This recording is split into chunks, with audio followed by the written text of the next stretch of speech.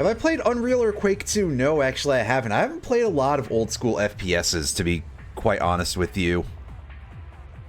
I was rather young for that stuff at the time that it came out, and then I landed at basically the right time where people were really dunking on FPSs during a certain period. All of those people eventually would go over to playing a lot of Halo, though, which is quite funny to me. That they'd be like, oh yeah, FPS is... And then, you know, they commandeer a TV cart after the short days at school and just play Halo 2 off in one of the corners. Hey, it's something to do, but you know, like I've said before, a thing that I appreciate about a lot of the stuff is honesty ahead of anything else. We're going to get into this in a second, and you're going to see what I was kind of saying about, you know, suggestive character designs. But, yes. Hey, as long as it worked, I think that's the important part ahead of graphics. I mean, you want enough graphics to be able to tell what things are, really. And that's about it. So the way we're gonna look at this is that I'm going to start off by showing you roughly the sort of area that I'm at with this game, which admittedly I haven't played it in a couple of weeks because I hit sort of a point that's not great. And then I guess I'll create a character and demonstrate a couple of early levels of that. You know, just to sort of give you... So, when I show off shorter games like this on Fridays, or stuff that's not becoming a series, I would like to have a plan if it's a game that I know. And if not, well, then we'll just wing it, basically. Anyway, don't click the multiplayer button. That's probably pretty cursed. Or this weird rabbity thing. I have a shield? I don't think I have a shield. Yes, unfortunately, I don't remember how to fully change the color of any of my gear. Like, I know that I have dyes for items, which we can go see in the... Well, we might be able to see it in the vanity slots. Perhaps not. But... so far, I've pretty much only found, like, primary color dyes. And I don't know if I can change them. That's just a minor thing that annoys me a little bit. Anywho, yes, you can see from the character design, this is sort of like normal for what you can do with the character designer. But I find that it's actually quite easy to ignore the open sexuality of the designer of anything when you're not like literally standing next to other characters or looking yourself straight in the face. I suppose that my expectations for this sort of thing are very... I don't play a lot of games that necessarily are like this, you know? So I don't 100% know what to expect. Yeah, computers back in the day used to cost grotesque amounts of money.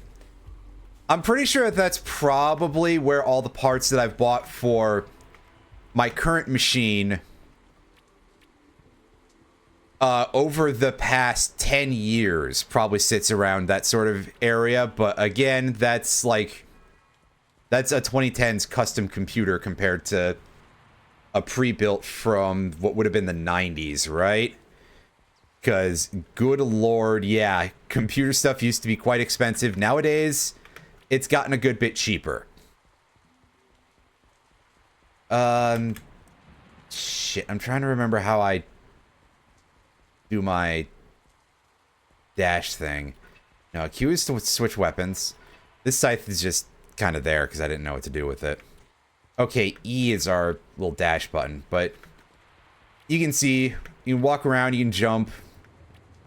You can do a little double jump. Like I say, not very much like PSO at all, which is what a lot of people are saying it as. Much more of a PSO2 thing, which had sort of arbitrary platforming that tended to break the game in half. Here, I don't find that it breaks the game in half, probably because you don't, like, levitate while you're doing your attacks, basically. I'm going to ignore that person for a moment while I try to figure out what's the best way to get up here. Just to sort of demonstrate a little bit of the platforming for you. And show off where one of the hidden treasures that contains free cosmetic items can be found. I'm sure that, like, anybody who knows anything about playing this game probably knows how to do what I'm doing, but just because, hey, look, it's weirdly easy platforming on things that are so tiny.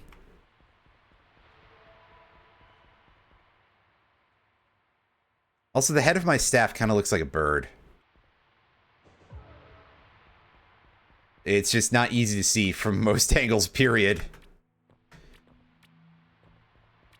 Hey, look at these weird Parappa the Rappa rejects. I'm not 100% sure, but they're very out of place. However, you open the chest, hooray, you get a cosmetic item, and it's one I already have because I've picked these up a bunch because they're pretty easy to get. There's a second one, if I can just remember the location that I have to jump off of to get over there. It's gonna take me a second. No, that goes outward.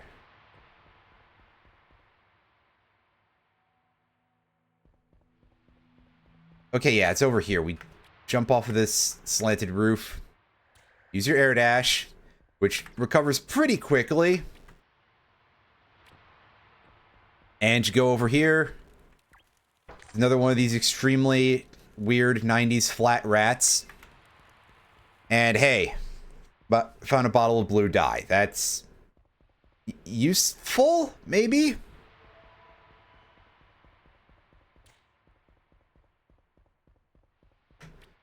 By that I mean probably if I can figure out what to do with it. To make something purple. But for now, we can just go fall into the abyss, and I can show off the shop real quick, and then we'll go do an actual thing. Where I will die a lot. Yeah, here's the shopkeeper. Somewhere between a rat and a raccoon. I love the goofy, like, very old animation style. I'm gonna sell these, because I have a lot of those. These items... These are like crafting bits. I can probably get most of these back later, but also... yeah, so I'm just gonna sell a bunch of this stuff, because, yes. No real need for it. The interface for a lot of this is quite janky. It is very much, hey, yeah, keyboard and mouse it. If you were wanting to just click up and down on the quantity buttons, this would take you forever. And in fact, I'll demonstrate it now. Unfortunately, if you were to try and go downward on this, nothing happens from 0. So that's things I hope they fix up later. That's all.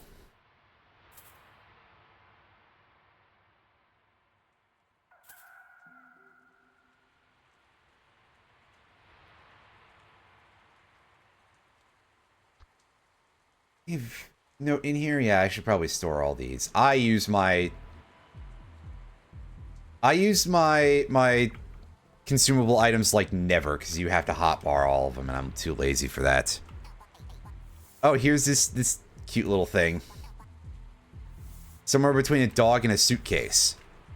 Which is a sentence I didn't think I would ever say. But here we are. That's our item storage, which means that we use this all the frickin' time. Because your inventory is extremely small. Like, problematically so. That, quite frankly, is the most Phantasy Star Online-like part of this game, actually, but I digress. Over here is our warp station. Since I've been to a couple of places, I guess, we can go into here. And the Sanctum Catacombs location is pretty close to the first dungeon of the game. So let's go and take a quick look at that. And by that, I mean we're going to take a look at the highest level variant of it, and I'm going to die a bunch in there. I'll show off the lower level version a little later. After I make a new character for it, basically. Because I may as well at least demo that.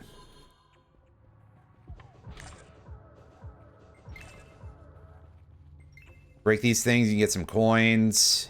And yeah, there's a little map in the upper corner. I actually think I have the game audio down like super low, because yeah, try turning that up a little bit. Make that audible, because usually if I play this, I have like something going in another window to listen to some stuff while I do this. The game's sound is okay, but it's not too special in my opinion. I mean, it's inoffensive, but that's like it. F key picks things up. You can hold down the F key and it'll pick up items near you automatically. I just usually don't.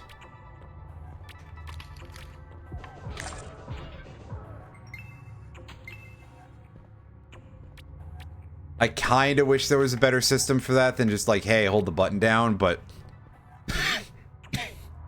excuse me. I suppose technically this is a multiplayer game. I just would probably never in a million years go online because, yeah, I suspect that people are a little bit more open about things that would embarrass me. So, yeah, we're definitely not putting that on stream at bare minimum.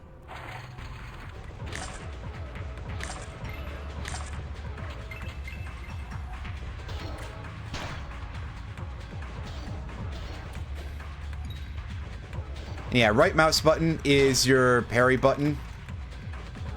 Because of how the camera is, I find that regardless of how zoomed you are, it gets very easy to just get sideswept by enemies that come out of nowhere. Like, even with something like that, I was trying to dodge.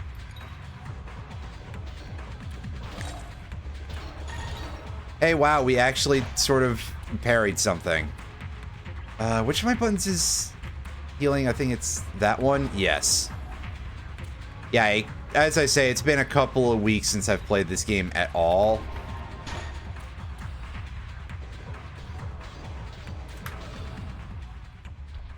And yes, we die quite easily in this game. That sound effect for when you warp somewhere is very familiar. It sounds actually quite a bit like one from Super Mario 64, which is very funny to me because of many reasons. Yes, I know stock sound effects exist, but also when it's one from something that you've heard before, there is a certain humor attached to that.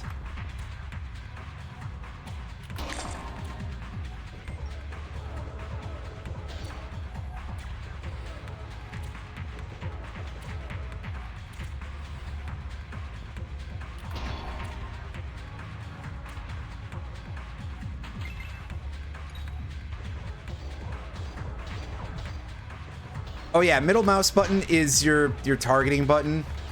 I just don't use it a whole lot because I find that it just makes things a little bit more awkward a lot of the time.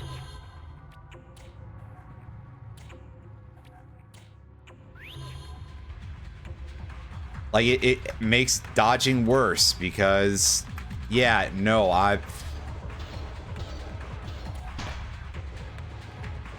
It makes dodging worse. And you're probably thinking that I should use the parry button more, and in theory, maybe that's true, but also, I would prefer for my games to actually be, like, designed decently and not revolve around that.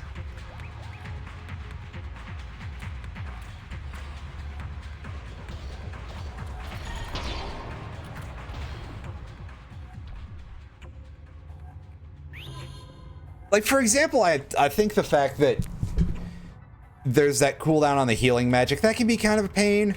It's not as bad as all that, like, hey, don't get yourself surrounded, but that's probably a lot harder if you're playing a melee class, so I wonder if this is, like, balanced in any way.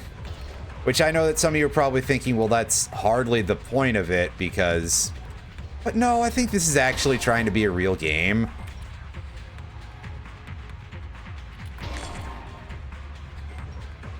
See, but that explosion attack does pretty good damage. Ah, yes, when you get poisoned by enemies, you kind of want to avoid taking... You want to avoid using your healing spell. Because I'm pretty sure that can interfere with your extra regen. That I didn't really get a chance to note is a thing that you have off of all of your spells that heal you.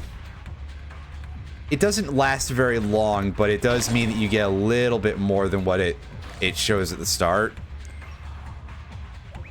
Which means that quite a few of them are actually pretty good if you're able to use them. Which is a big if. Oh boy, we died from poison. Hooray! Died like 4 times in this fight, because, yeah.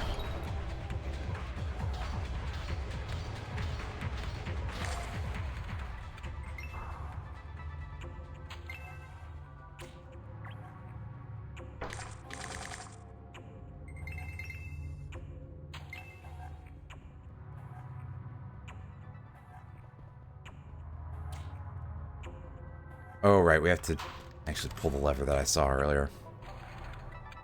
And that'll get us this key. And we can go have a look around the area a little bit more.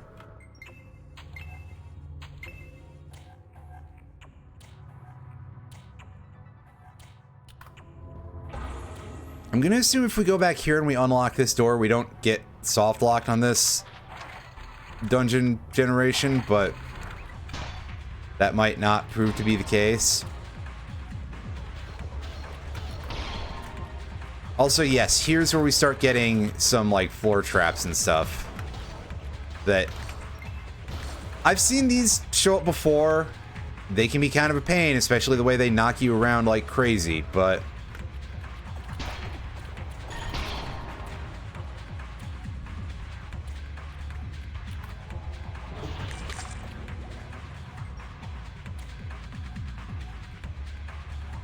Again, some of the design here is not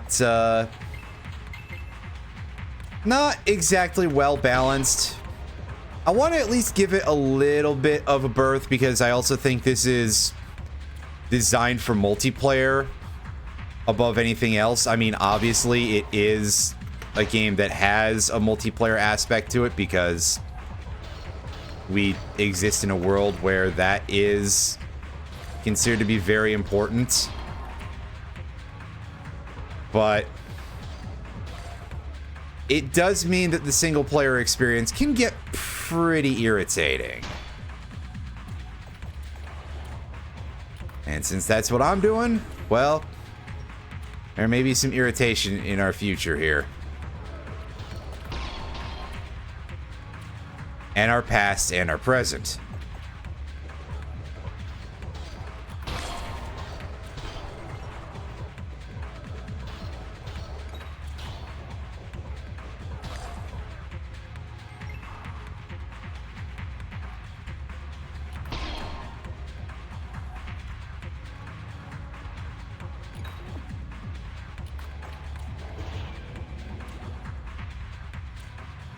Get out of the way.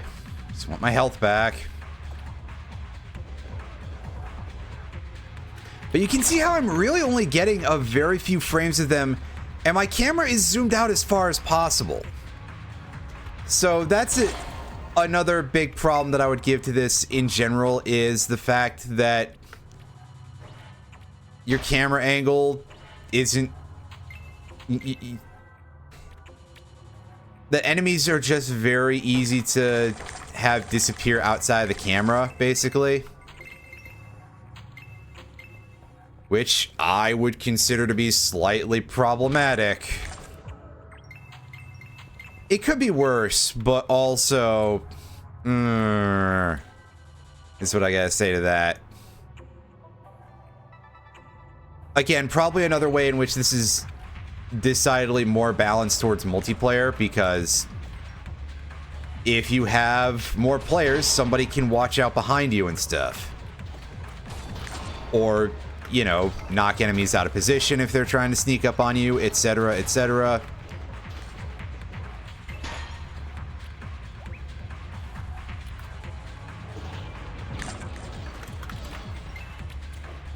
You know, it does make sense from a design perspective, but also, ugh.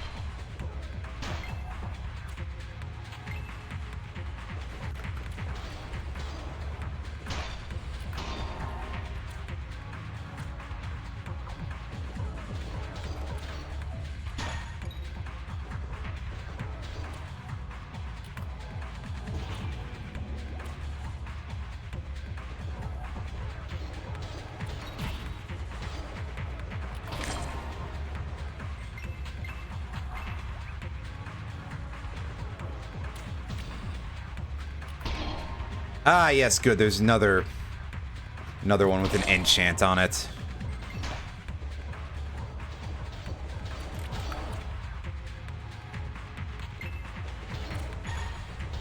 I'd say, I guess, at least it's just the defense one, but I don't think there's actually a... I think all of them just kind of suck, actually, because, yeah, this game is kind of rough at times. Fine, I'll actually use a healing item. Alright, game, you got me this time, I guess. And that's not even the last wave of enemies, okay. Good thing I stopped to scratch my face, because... goodness knows. Quite unfortunate if you get an itch for any reason. I mean, at the very least, there's no... well... asterisk, there is minimal... downside to dying. Like, okay, you've got to replay through the rest of the wave again. The enemies don't revive, they just get fully healed. But it looks like we managed to take the path that lets us get through here the fastest. That's neat. We can now leave this location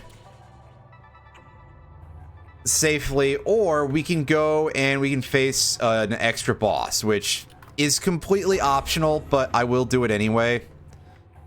I'm just gonna let my MP recover real quick.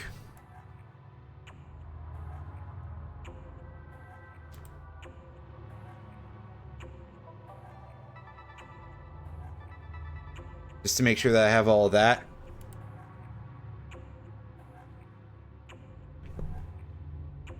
All right.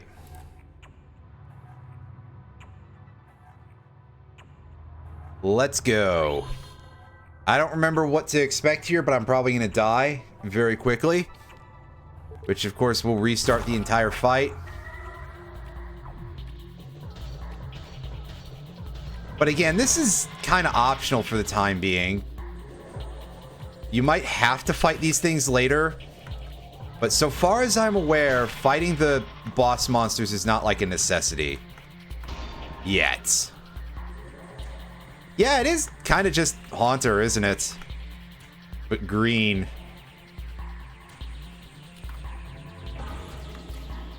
What if Haunter was also like a really old school carbuncle from what, probably 8 with that color scheme of green and a red gem? I got comboed pretty horribly there. Rip in pieces me. Let's just go back to the exit and take what we have earned. I could probably beat that, but it would take a lot of effort. And, yeah. So we don't warp back from here. I believe G is our... Yes, G is our return spell, which will send us back to town.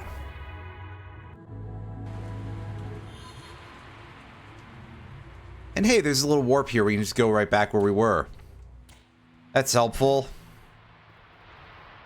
I'm probably not going to do that, but hey, it's helpful. I think our current staff is... Oh wait, no, there's a compare button. Yeah, left controlled it. There. Yeah, so it would give us 1 extra max mana, but... Well, it would give us a tiny bit of magic critical damage. Nah, I'm not really that sold on that. How's that cape stand up to... Oh, that cape is way better. So we're definitely going to keep that. A lot of these other items here, we can't cosmetic our weapons, but we can cosmetic over our other stuff. So I'm trying to save things if I have one of them already. Like, I think we have that chest piece, but I'll find out when I go check the dog. Yeah, I've got one of these already. How about the cape? Do I have... No, I don't have that cape that I have equipped. Well, hey, we found a new item already. That's kind of neat.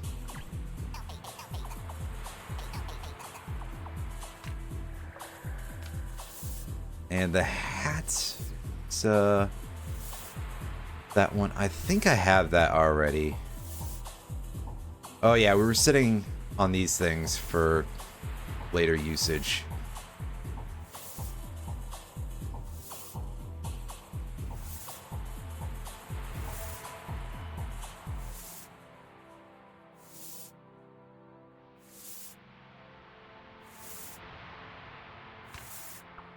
That cape's a little better than we have, but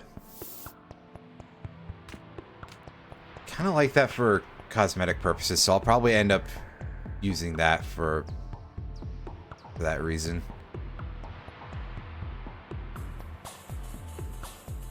Oh yeah, I definitely don't have that in there, so we'll put that in, and yeah.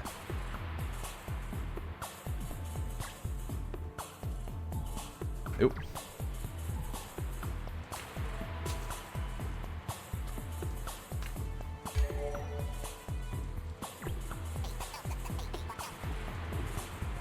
Oh yeah, I wanted to sell that item that I had an extra of already.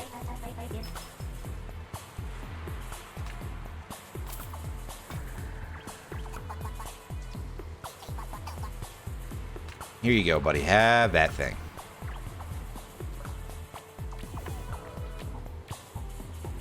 Okay, so now I need to go double check and see if... I don't think I have access to the next story quest yet, which is part of why I have done absolutely nothing with this game for a while, because it's just like, hey, yeah, you want to go and just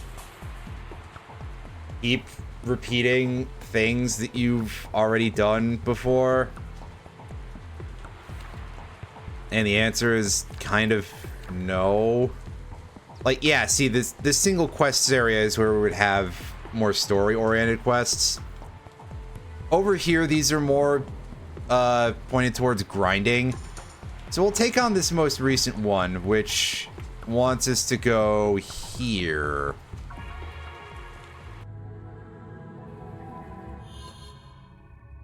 And deal with the stuff there, which, give me just a second. multitasking here like I have a problem with doing.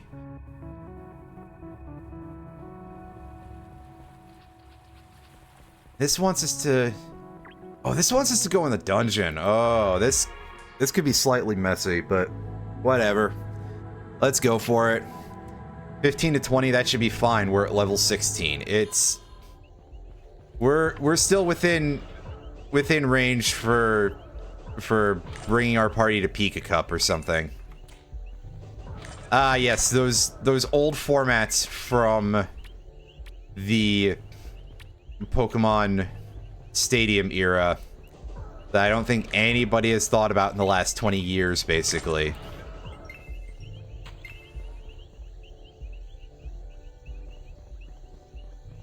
You know, where it was like, bring 6, pick 3, and you had a variable level for your Pokemon. And it was, out of the 3 Pokemon you bring, they have to add up to a certain level. At most. And it was very strange.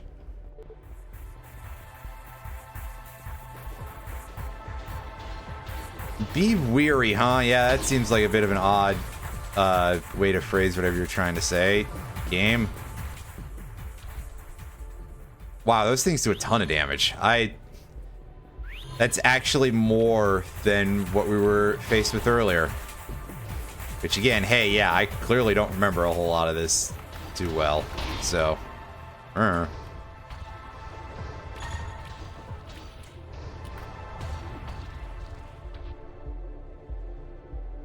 hold on. Oh yeah, it zoomed me back in. That's helpful. That's the thing I was completely not paying attention to, because I usually am just like, well, I think I'm just really used to the bad camera zoom.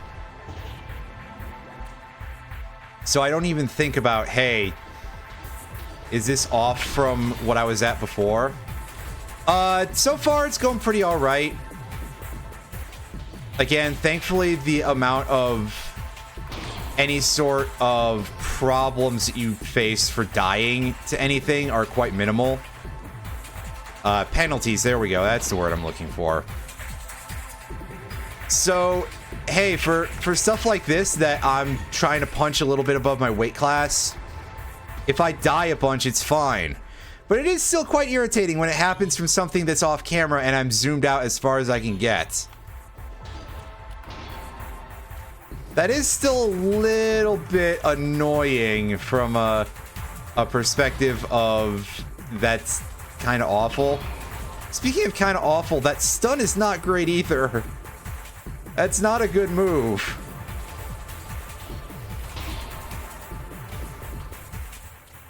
Definitely needs a little bit more design happening in some parts of this. And calibration.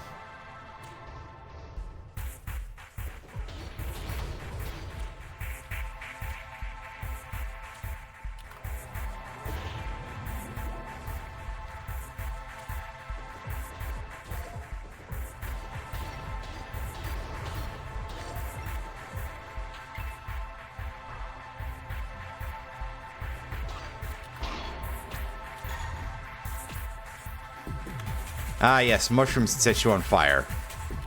Totally normal thing to encounter. Ah, get away from me, you guys. Come on. Give me a little bit of space here so that way I can actually, like, heal and stuff.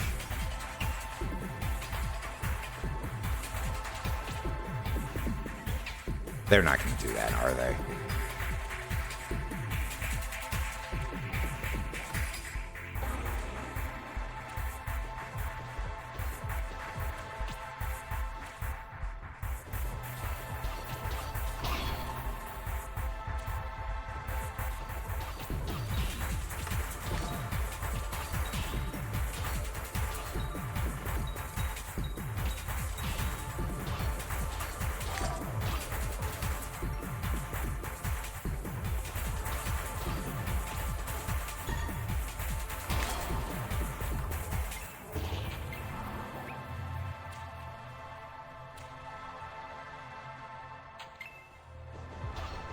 Ooh, neat. A random weapon that looks like it might actually be kind of decent. I'll find out eventually. Unfortunately, eventually it's not going to be right now because I got these differently colored killer mushrooms after me.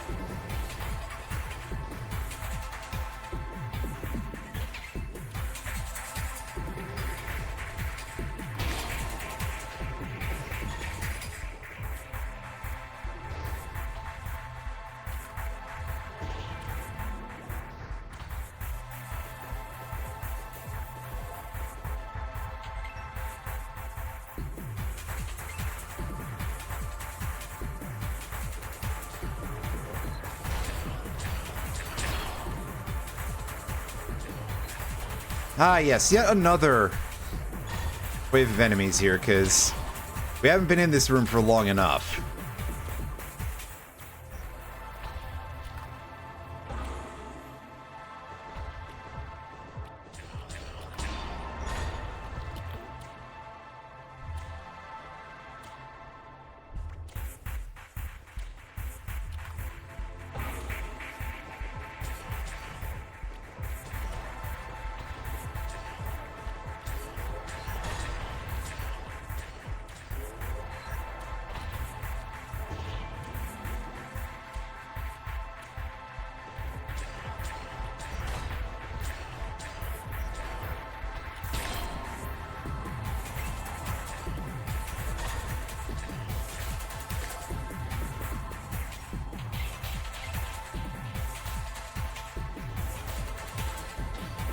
Wow, alright, game. That's fine, we can die. It'll take us out of the room, actually, and I can take a look at this staff for a second. Oh, we can't equip it for a while. Well, that's a pity. Alright, so how does this thing stack up to our current? Less damage, but otherwise pretty good. I mean, it gives us defense, but come to think of it, I don't know how much that's useful. Wow, defense is a stat that exists. Wow. God, those things do ridiculous amounts of damage. That's over half of our HP per hit. Damn, I have to actually fight competently against these. I don't like that.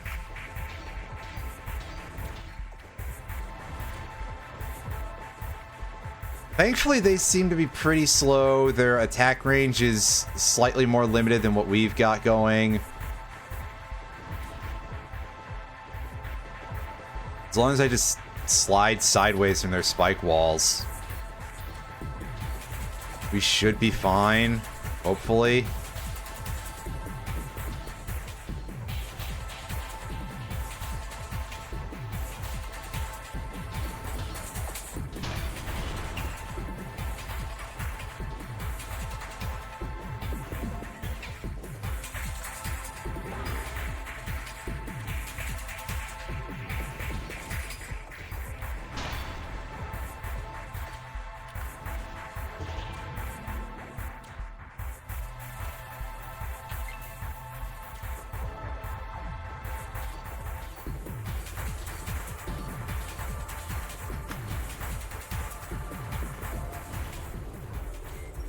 See, there we go. Just have to make the fights last ungodly amounts of time.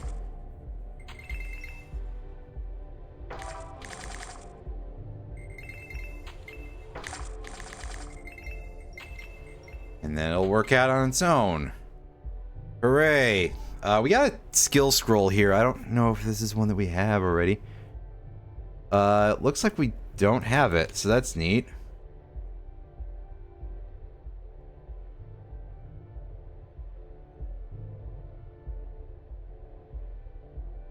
Damaging targets and healing allies. That could be pretty okay. Oh, we already have too many skills? I have to, like, lose one of these through using a different item then, don't I?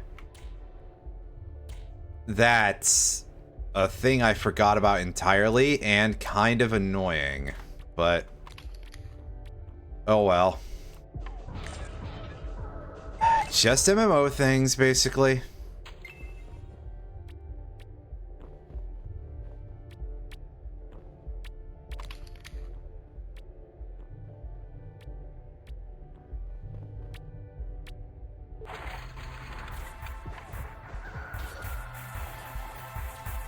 Ah, yes, we got these goofy looking things. They will attempt to use sludge bomb on us and stuff and poison us, which does exactly what you would expect it to. It drains your HP. And it kind of sucks.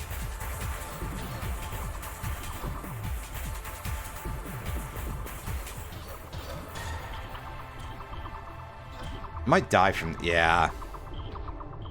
I really just barely did not have enough to deal with that. That's pain. But also you can see from this hallway, which the dungeons are procedurally generated, by the way. These aren't exactly the same every time. Except for the basic map is the same. But there's like variable room layouts and stuff for everything. But you can see that at times there's a little bit of rudimentary platforming that the game expects you to do to get around places. Which is like one of my several weaknesses. Wow, I cannot believe I'm being exploited in this particular manner.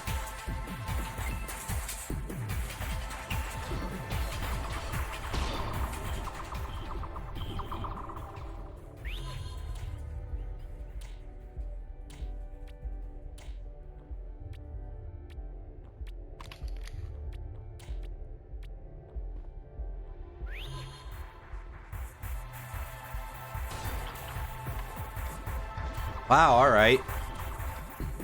That guy completely predicted where I was. As you'd expect, enemies know where you are at all times because programming AIs that are based on vision range or anything like that, that's a lot of work, probably.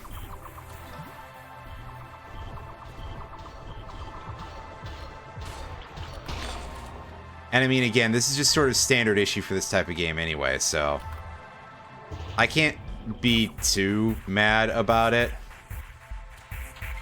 You know, it's definitely not some kind of stealth action game. Don't try to act like it is. That'd be really silly.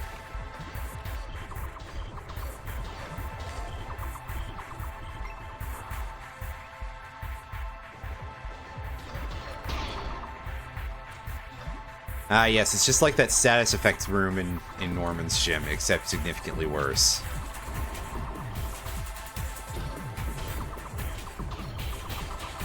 I'm only really making the comparison because it's a comparison that can be made with places that have status effects.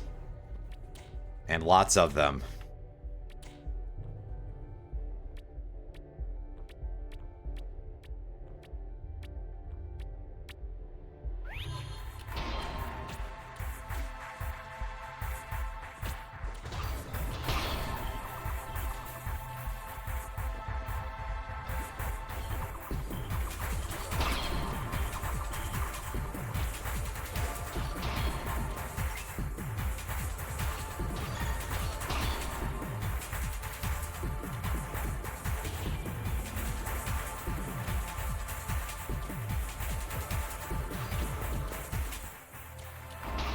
Yeah, just see how fast these enemies can sneak up behind you sometimes.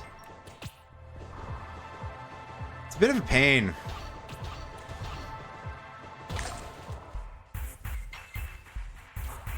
I don't think the part of the game where you just die all the time ever truly ends, to be honest with you. Again, probably a little bit more easygoing if you're multiplayering this. but then you'd have to go online with it.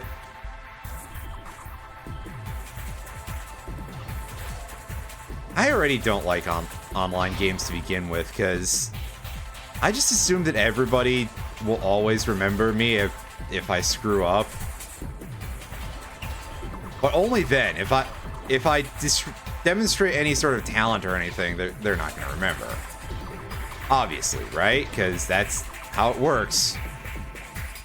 Somehow.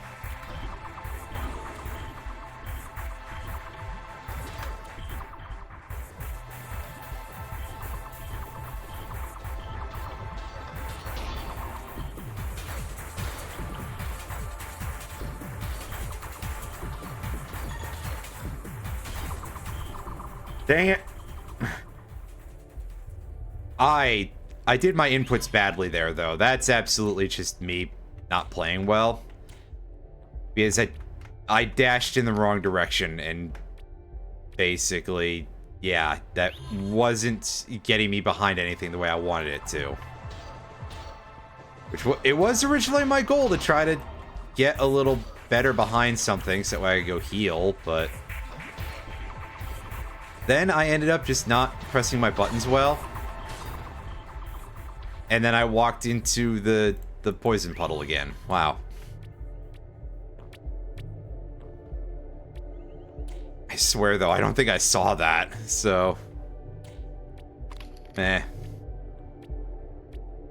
It's fine. Like I said, no real punishment for dying over and over. Just, oh, hey, it takes longer. Which, at least that's good. That seems to be a thing that I'm not convinced every game designer has actually picked up on yet. Of, hey, the loss of progress is the punishment for death. So you don't need anything else.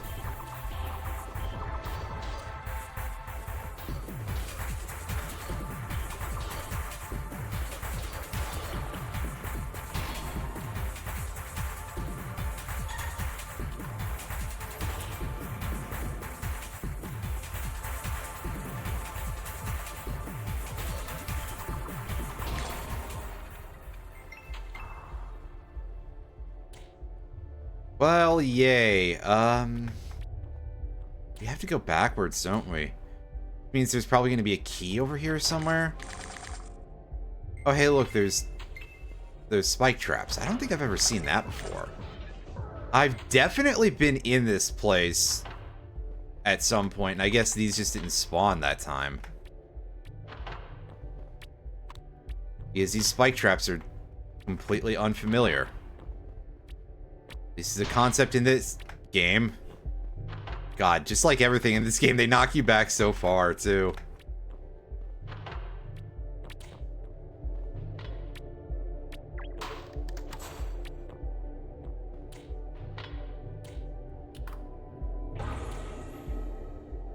Let's heal.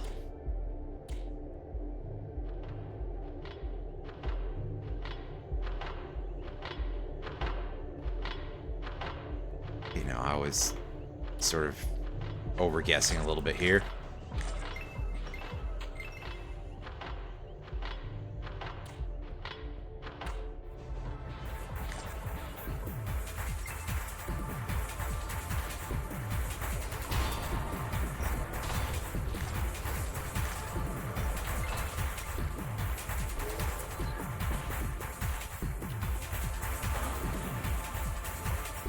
Is that?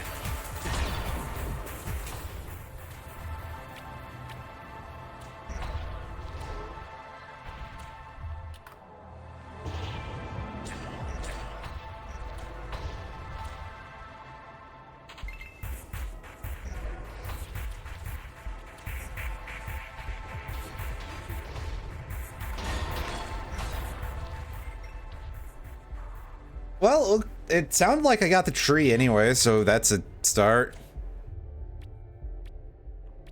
I'm taking what few victories I can get, because, yeah, I'm not good at this.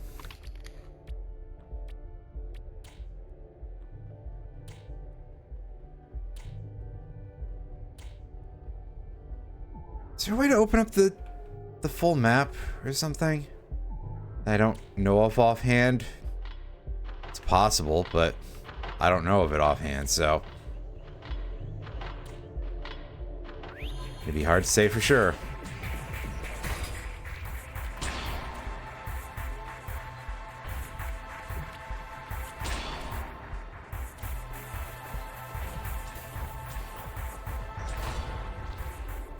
Oh boy. Wait, that one did 55, the other one did 53. Wait a second. I could have sworn all the damage that you were taking from enemies is mostly fixed. Maybe I've just hit an actual point where it's starting to randomize a little bit because of how high it is. And they're able to actually do anything with that scale of rounding or anything.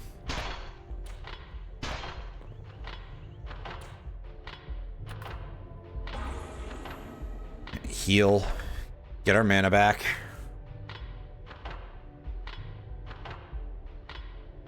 Give me enough time to load up another one of these battles in Granblue real quick. That way I can that can run in the background. And then I can hop back over here and we can fail at this real badly. Listen, I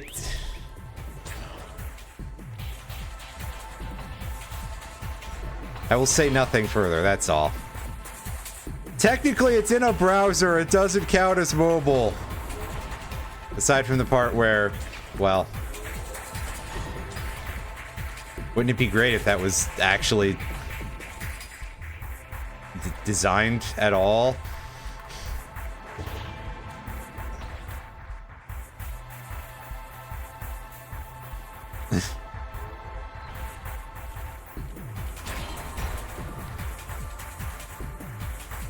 Wow, okay.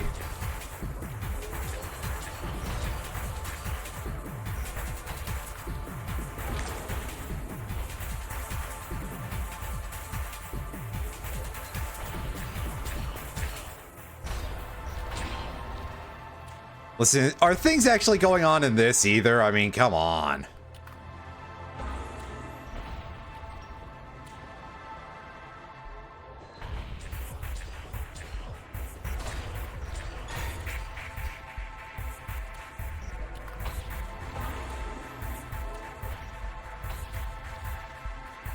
I will be making a new character later on after I am done getting killed by this one room over and over, because the only way I can actually fight these is to, like, do chip damage, hide behind a rock, and then heal my entire HP, basically. And that gets really tedious, so I try to do things that do more damage. But after I beat this dungeon run through, I will pop open the character creator and we can take a look at the earliest part of the game, and we can be like, wow, this actually kind of takes a while to ramp up to being as much of what you're doing, but also you kind of get the same thing going on at the start with every dungeon kills you like a million times. Okay, I got shot from off camera. That's fucking rude. Then again, I was the one who completely disdained the other piece of equipment for more defense because I was like, hey, I want my damage. Do you want encounters to be longer or shorter? The end result is basically the same, but how long do you wish to suffer?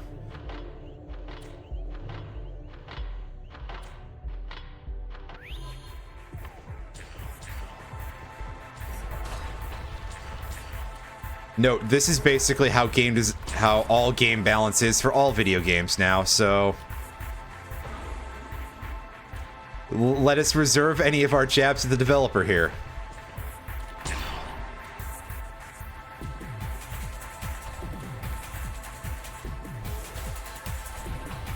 You know, don't you just love Path to Exile 2, where you go into anything and you die in 2 hits?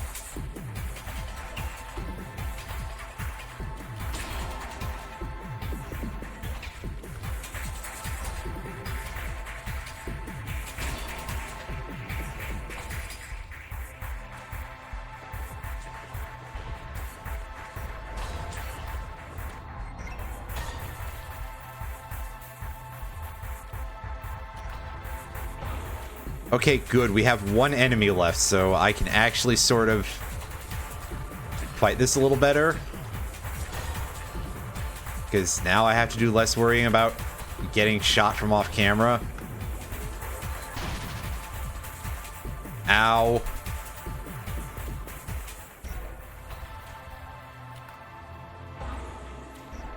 I don't know what this other status effect does, but it doesn't seem to be a dot, so...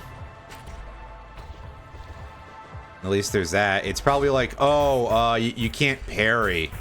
Well, good. I want to play a game with actual mechanics. I mean... oh, I'm not aimed straight down the camera right now.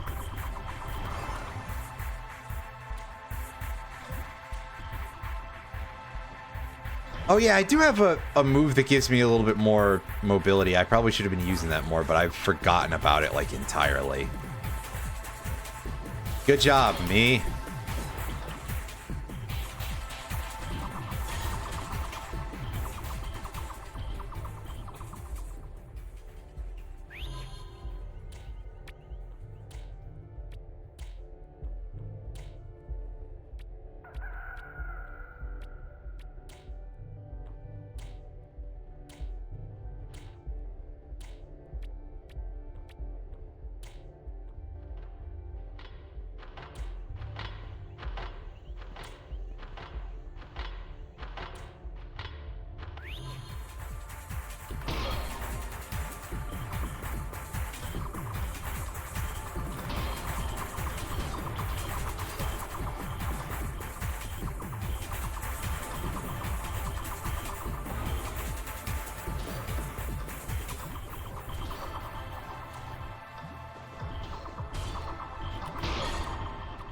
Oh no, I think the green one regens. I was like, did I not hit that? But no, if it regenerates, that would make sense.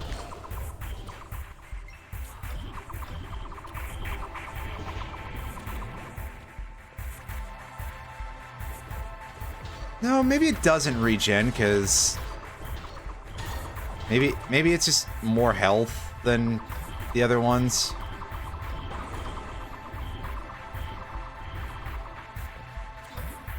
I can't tell.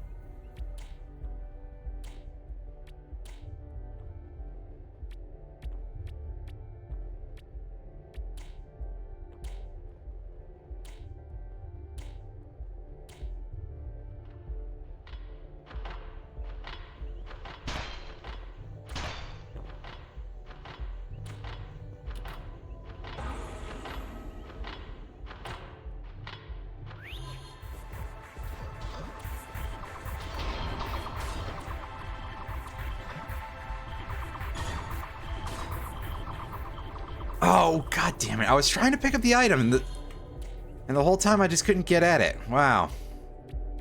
Wow. Who could imagine? Who could imagine that I would screw that up, right?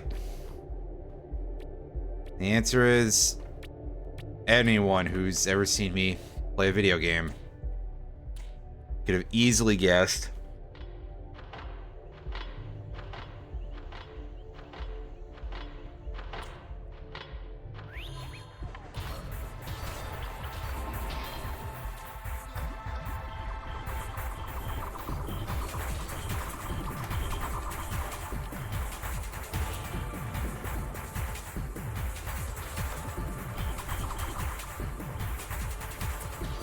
I find it funny that the enemies have like no pathing AI, so they just kind of fumble over a wall slowly in order to get at you.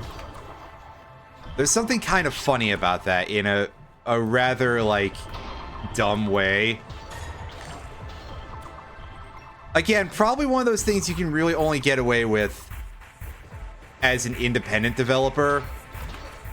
Because if this was being made by a team with like large amounts of money behind it, I'd just be like, that's shit. That's badly designed and that's awful. But here it's funny.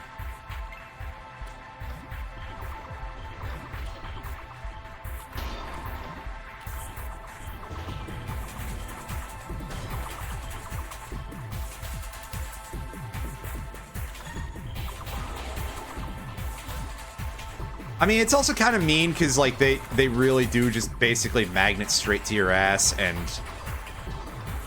it's very, very hard to maintain any sort of level of progress.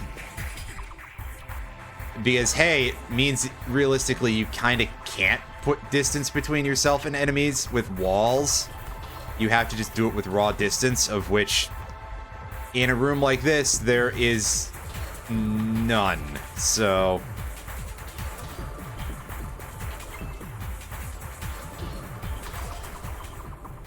that's a bit of an issue.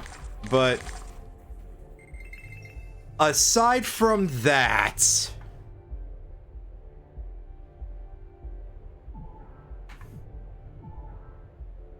this thing any more interesting? It has more max mana, more magic power. No, I don't know. I mean, it's all of one less defense. It'll be fine. We're still gonna die literally exactly as fast. So it's fine. I swear it's fine. Why do none of you believe me? Oh, right, because you probably shouldn't.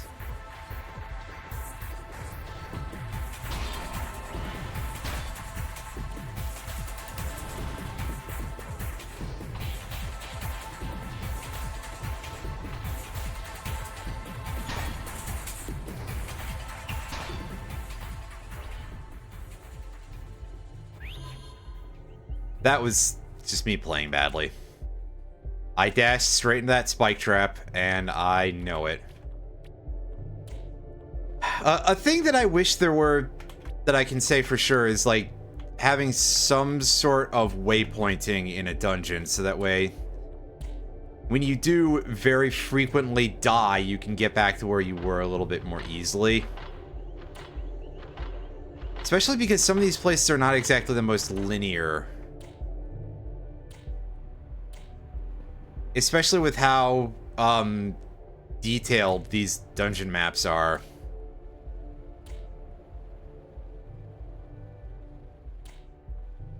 Which is to say that they're not. Excuse me.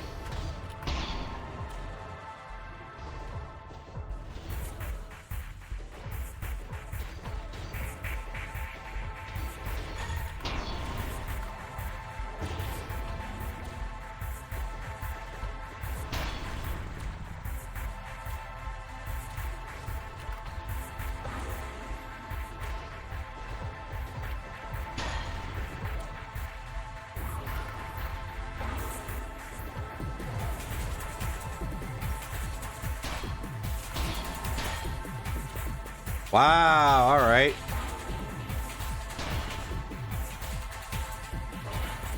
Just gonna leave that there for now. Well, at least we got one enemy before we died. In theory, that should make this room a little bit easier. I mean, I don't think it will, because the amount of space that I have is... No. Because of those spike traps.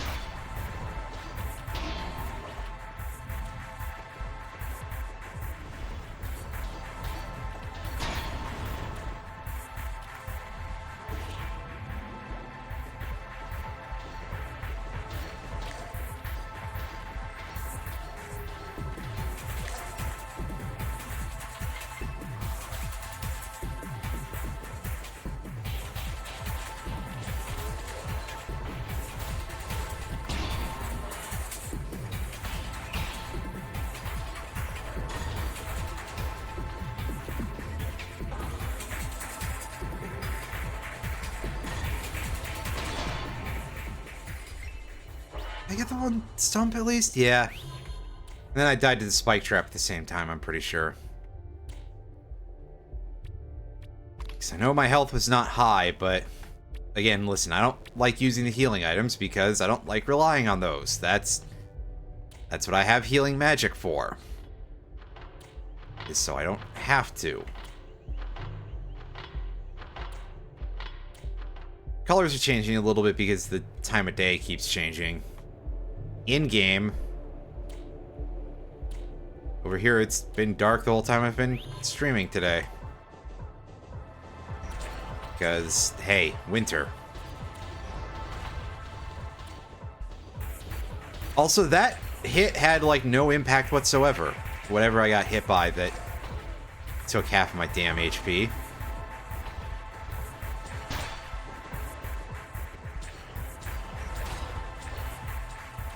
Yeah, her magic just doesn't have any sort of hit impact, does it? I haven't noticed until this point.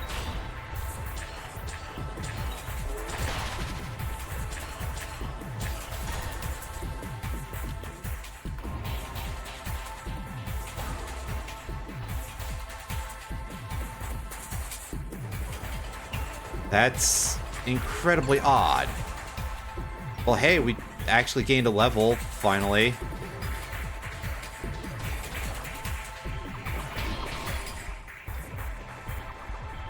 That's good. I'll spend those skill points in a... stat points or whatever in a second. After I either die here or manage to clear out this room, which I think I know which it's gonna be. Yeah, especially that. Especially when that... Look at that thing vibrate horribly. That's... Ooh. It's a little creepy. Thanks, game. Anyway. Spend our stat points here. Spend a point in vitality to... Because, you know, more health is useful. Mind will give us more magical power. Kinda helps to be able to hurt things faster. Yeah. Helps you end fights a little quicker, in theory. Unfortunately, also, and this is a slight irritation, it's rather slight, but we didn't get our health recovered for adding more max HP. Those max HPs were given to us completely empty, so we had to use our healing magic, which, I mean, fine, we did it in a safe location, but also, I mean, that's certainly a design choice, alright. For some reason.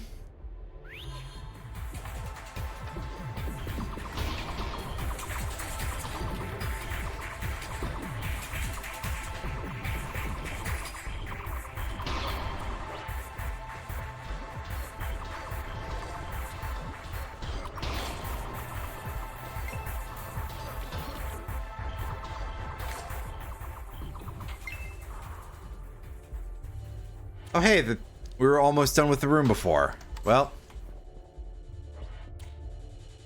Alright, then. And we've unlocked this area. Okay, well, hopefully that teleporter actually takes us a little deeper into the dungeon. Otherwise, I'm like, I don't know where we're going. Should probably heal.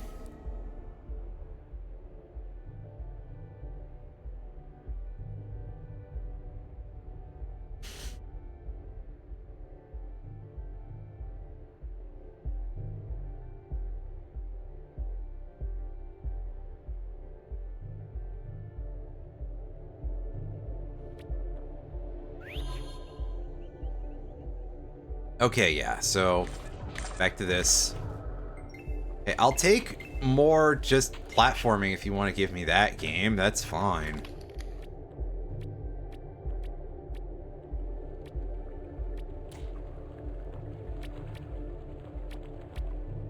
I mean, it's a little bit rudimentary, like I said, but it'll do. Sometimes the game can get a little demanding with some of it, but again, it's fine. It's not that bad. It's less of a pain in the ass than the combat at times. Probably be more of it, really.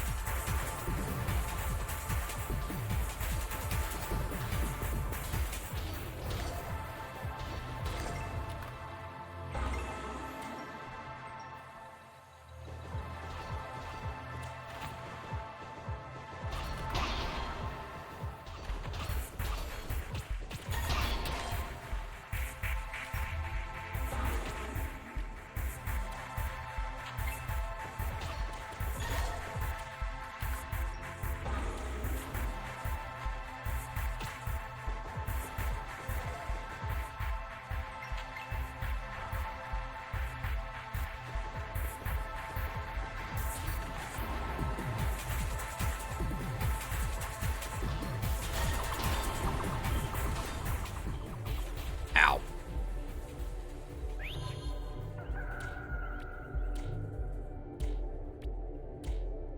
Ooh, this is open now, so that'll at least take us, I guess, halfway through the dungeon. Well, thank you, game, for giving me something in this area. Usually it doesn't.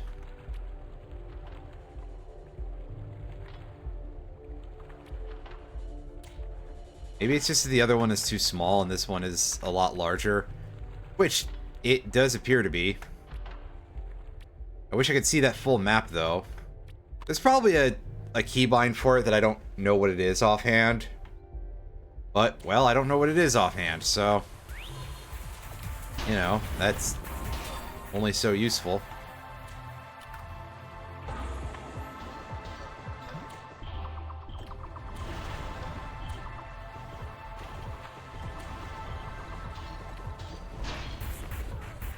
Wow, I just couldn't see that guy doing that at all, because body was fully blocked.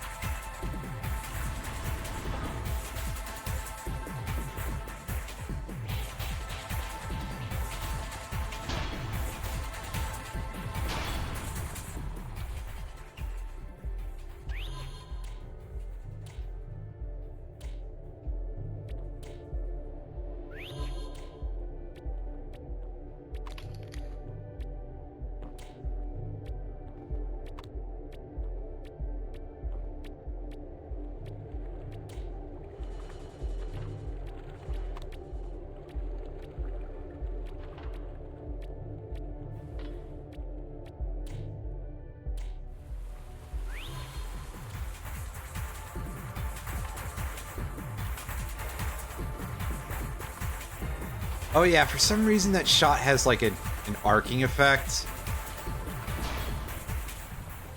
Which I'm not sure why, but other than it's a design choice, but I'm saying that in sort of the way of like, that's not a good one.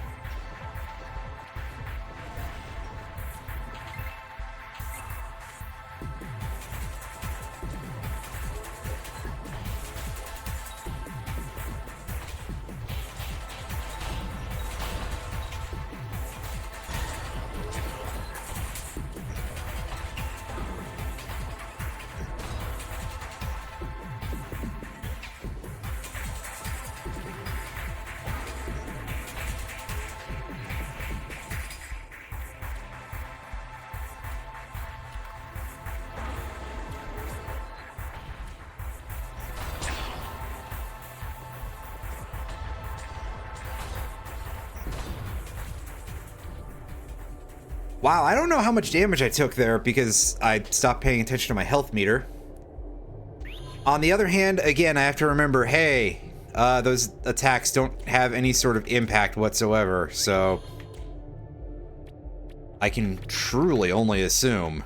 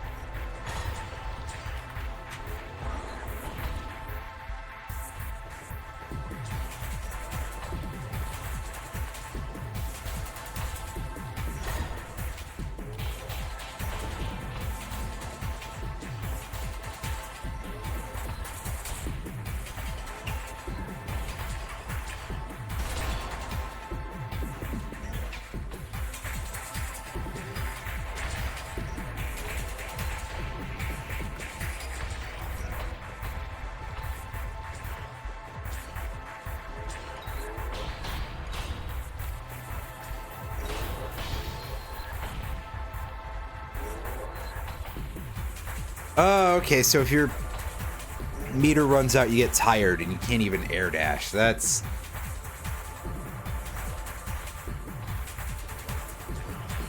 again, maybe there's just a little bit too much of stuff here, and I know that it's like, hey, yeah, it's a multiplayer-based game. You keep bringing this up. But, again, to compare it to the thing that people kept selling this as being similar to me, that all of Sega's MMO Phantasy Star games do this really smart thing where they rebalance the stats and the enemies based on how many players are in the lobby at any given time. So if you're playing offline, it's not the same level of challenge as it would be if you were playing single player. And granted, I am still kind of assuming that part of this is due to like multiplayer related calibration, but still, I think that's not an unreasonable assumption to make, right? Because that's probably what's happening, that this is designed specifically to be sort of an online game.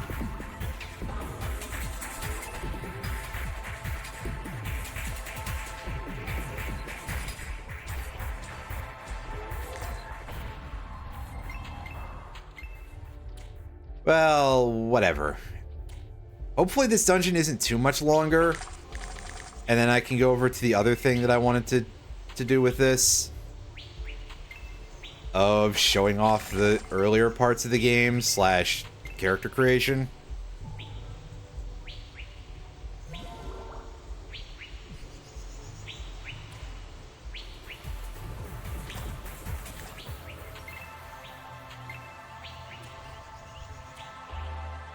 I mean, technically I could just leave this if I wanted to.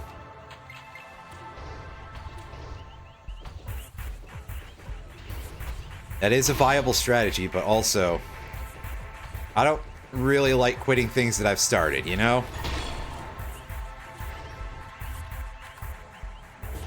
Doesn't stop it from happening, but...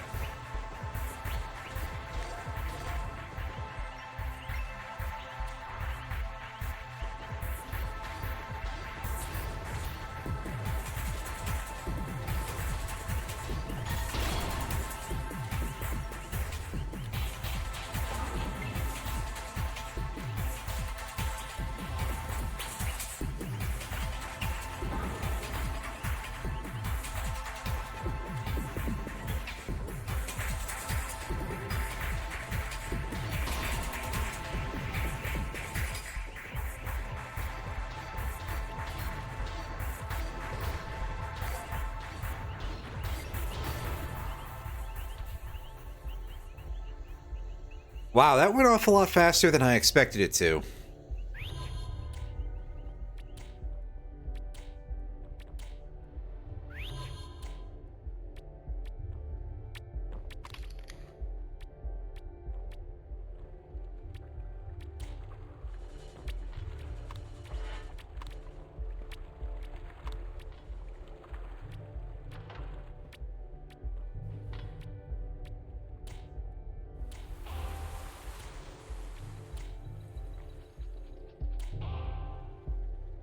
Oh yeah, also the mage class has this thing where you, if you double tap E, you'll shoot an energy ball at the end of your dash. I don't think that does a lot of damage. It doesn't, yeah,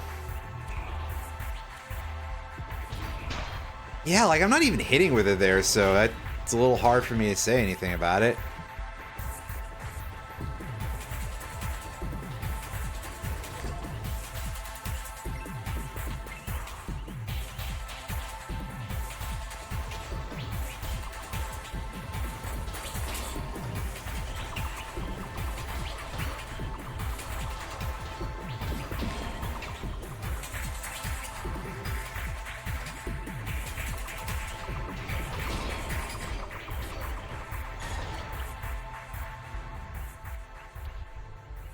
Ah, dang it, I hit the button too late.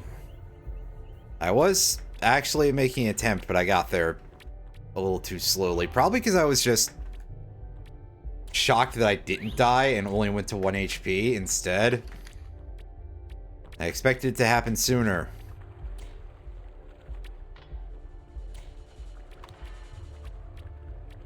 And then it didn't. And then it did anyway. Well.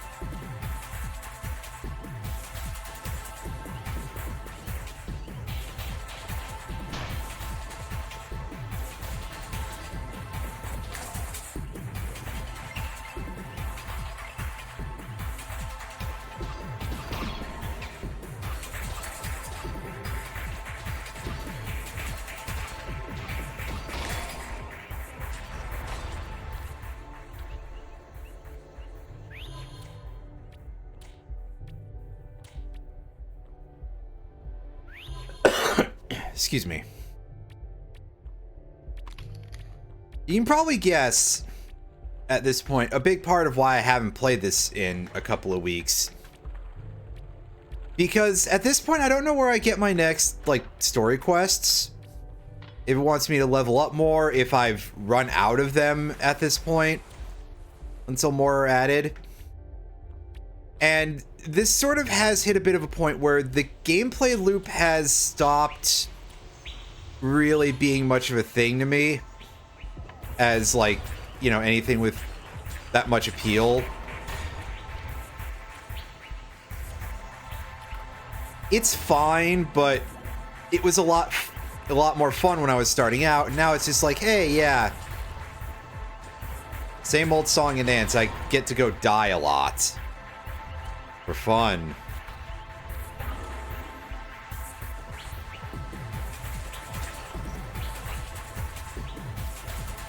You know, just like in every other modern game ever that wants to try and make difficulty by not making anything clever, but by including a parry button. Wow, good job, guys.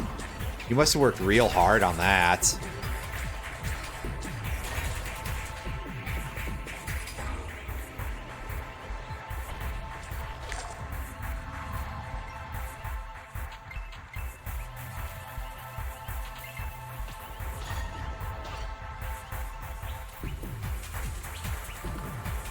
So I guess what I would probably say about this is that I would suggest waiting a few versions at bare minimum.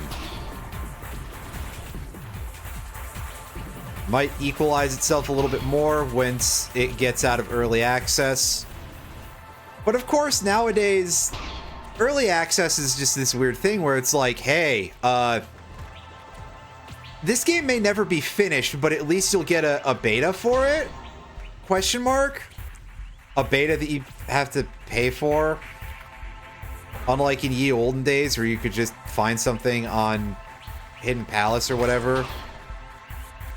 But hey, at least though we have proof that it exists. It's an odd part of video game culture, basically.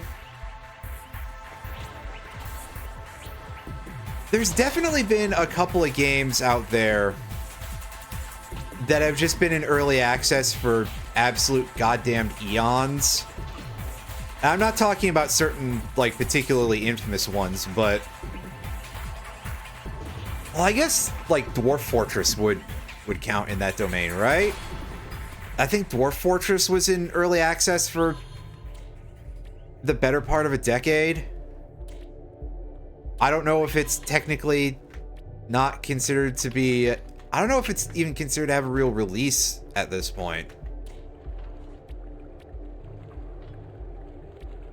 Anyway, it's just sort of become this weird thing, hasn't it? Where more games are available for purchase that are not complete now, I would say, than are. And this is without talking about anything that's like, oh yeah, well, we got content updates after the release. That's a whole other issue, but like definitely I feel that there's a lot fewer games that have hit or broken 1.0 that are currently available compared to stuff like, again, hey, yeah, Path of Exile 2, that's in early access. It feels like a game that's actually been finished-ish. I mean, not completely, obviously. Like, if you go and try to learn a skill in Path of Exile, you'll see a gigantic list of shit they haven't put in yet. But once you get past that part, it's a game that has, like, you know, mechanics and everything. It's not crashing every 5 minutes. It doesn't feel that much like a beta, except for the horrible lack of content, which can just be blamed on the state of modern gaming of intentionally removing things to make way for DLCs that they can charge you for later. Yeah, I mean, Path of Exile 2 does also seem to be actually getting updates. I think this is getting, like, tiny beta tweaks here and there as well, but that's obviously a little different from what was going on with Po 2. I think I downloaded the patch either last night or this morning. I forget which. It was like 6 gigs.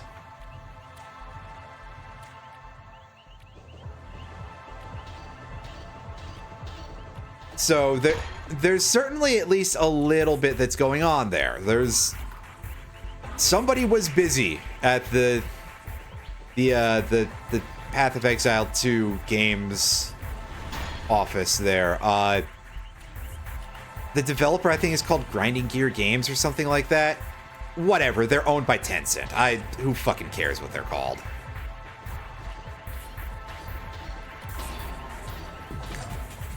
Right, I'm just assuming that there was some actual content involved there, like probably at least one skill at bare minimum.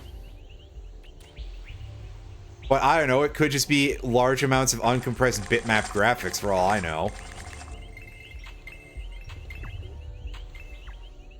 Ah, my inventory's full. I can't pick up this Might Stone that doesn't do anything for me.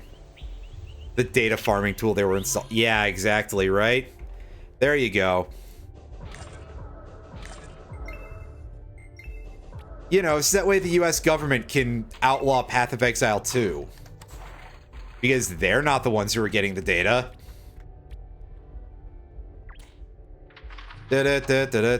Boy. The world sucks. Hooray, we beat the dungeon. I'm not even going to try to fight the boss, because I know that I won't be able to. Let's go back home and trade in this quest to get our, like, 5 EXPs or something. Well, dump our inventory first. Yeah, pretty much, huh? After he, like... He bought his ranks, basically, for that one game, right? He literally just fucking smurfed, dude. somehow I'm not surprised, actually, but...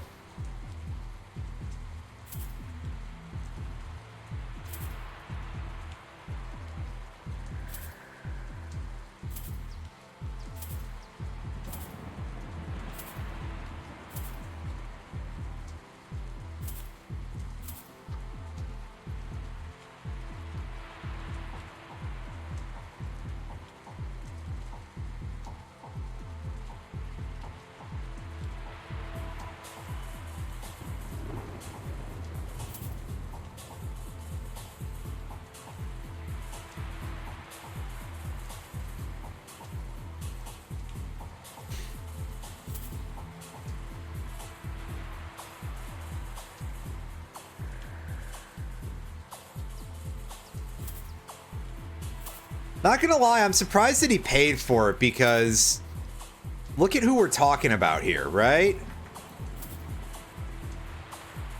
This guy probably does, you know, tries to wheedle his way out of paying for fucking anything, but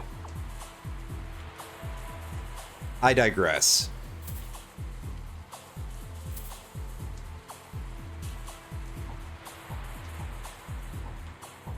I almost hope somebody hears me, like, talking shit and gets really mad. Because, yeah.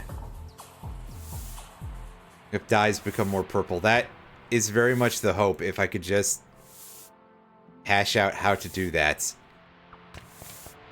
I'll have to look at the resources that presumably exist for this somewhere on the interwebs.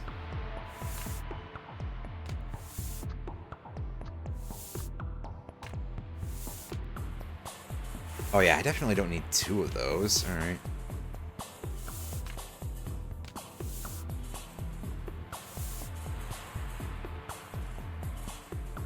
Hey look, all this other crap that I don't bother with.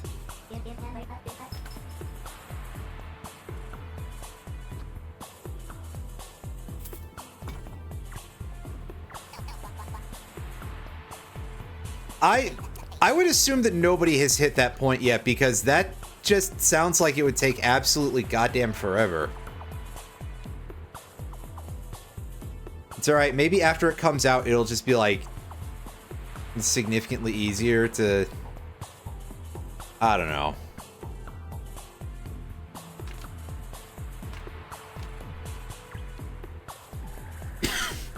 Excuse me. I've definitely seen screenshots of dudes in levels in the 90s, though, for PoE 2.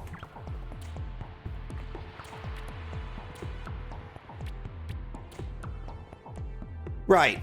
Or alternately, just they will have more of an EXP gain thing to let people catch up faster after it comes out. I don't know.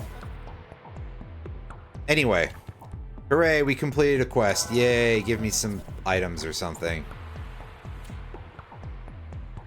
And we get... stuff.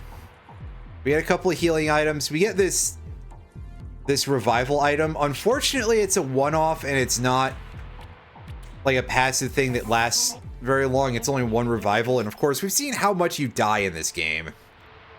So it's literally basically just a cash droplet, really.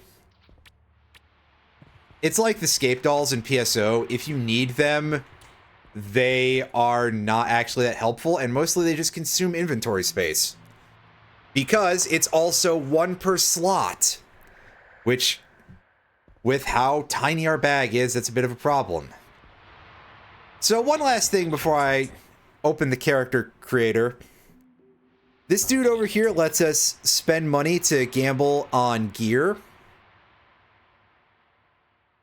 This is pretty much the equivalent of a similar idea in Path of Exile, where you hand over money and you get randomized gear. This is technically a way to gain better gear, but most of the time you're just gonna pick it up out of dungeons.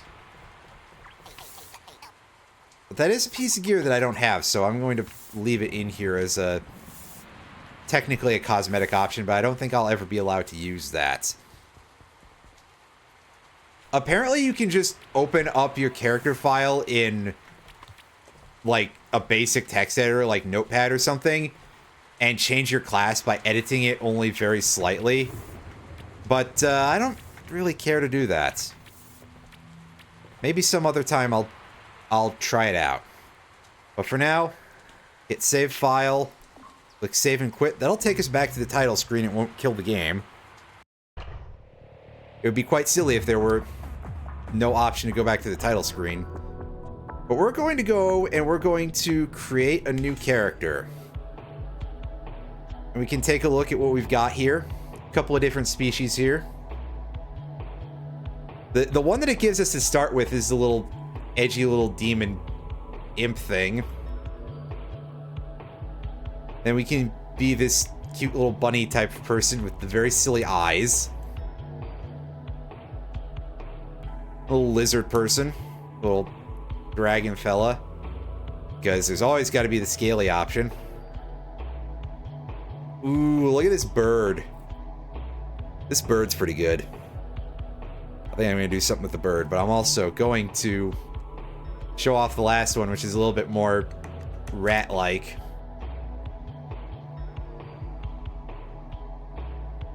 That's right. We're going to be this funny-looking bird. And you can basically do whatever with these colors. What's a fun color for these head feathers? We'll go with that. This fourth one is saturation? Yeah. So we can make that really neon if we want to. And this is...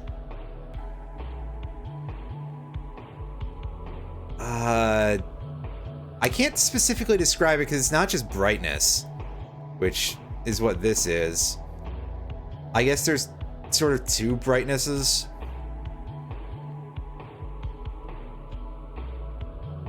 Over here we can... Okay, yeah, so we can unlock the color and we can mess around with... But I like what we had before, so that's fine. We can also change what color our beak is to have something that looks really silly, I guess. Where's it like... There we go. That's a good color.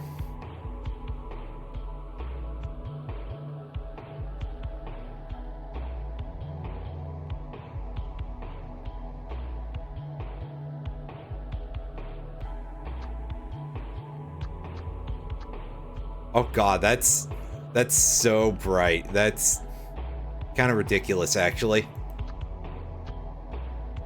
But I like that for now.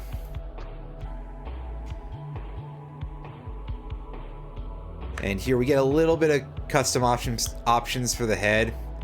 This one just says modify. Is there a rotation that I can do with this? No, that's just toggle gear on and off. This will be the randomize button, I think.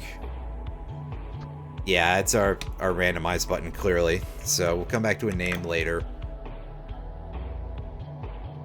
We can get an idea as to what's going on when we say modify, but that's only so much.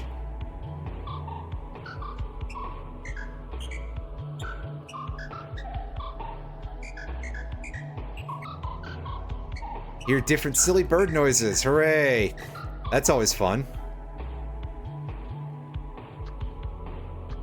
We can mess around with these. Can we get anything like really silly? Oh, that one's got piercings. That's fun. Okay, yeah, that collar was there the whole time. It's like, wait a second. I think the bead eyes are probably just, like, really funny for this. But we will look at the other eye styles, because why not?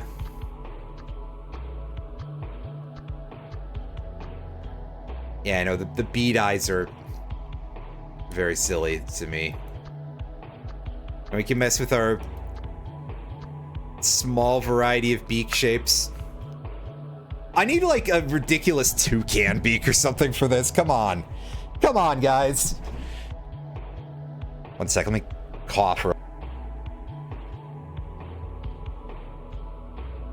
Excuse me. Alright, yeah, and this will let us mess around with our body shape. Oh, we can play as a more of a boyish character, which I guess is what we were defaulting to.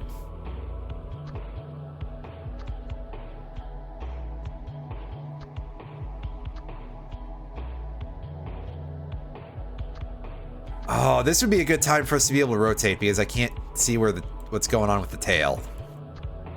So I'm just going to have to guess that it's okay.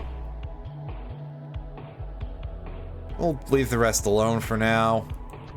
Over here we can mess with a couple of dudes. I mean, yes, they do have tails. They have tail feathers. Not like the same kind as like a mammal or something, but, you know. We can't see what's sticking out of this thing's back end here. We got a couple of weapon types we can choose from.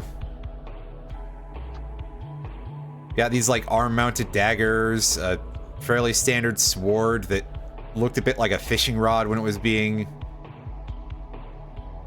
unhandled. Big hammer, which of course is what we're gonna go with, but we'll show off the rest. You can see the staff. We got a bow. We'll take our bonk device here. Okay, so we can adjust the base color of our outfit, but it looks like it's literally just RGB and gray for now. That's a little tragic. And we can spend these points before you have any idea what the hell they do. But I think you can just kind of take guesses.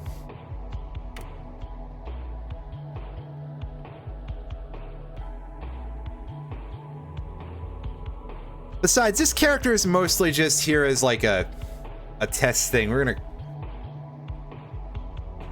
call this a feather goof. Here we go. Let's get started here, and I will demonstrate what some of the early game is kind of like.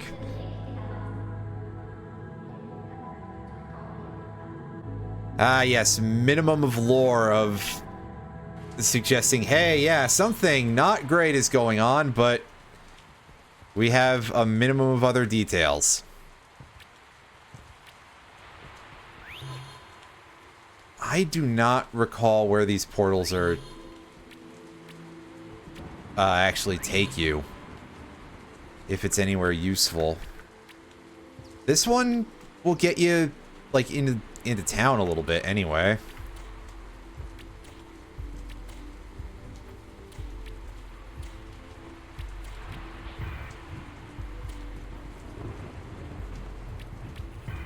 See, look, the hammer is fun. It's in here. A couple of these goo-boos. We sink like a stone in water.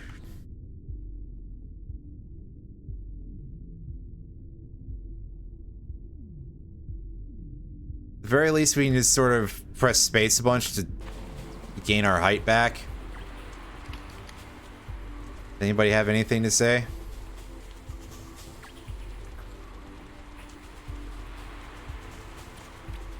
Everybody's debating about character class, I guess.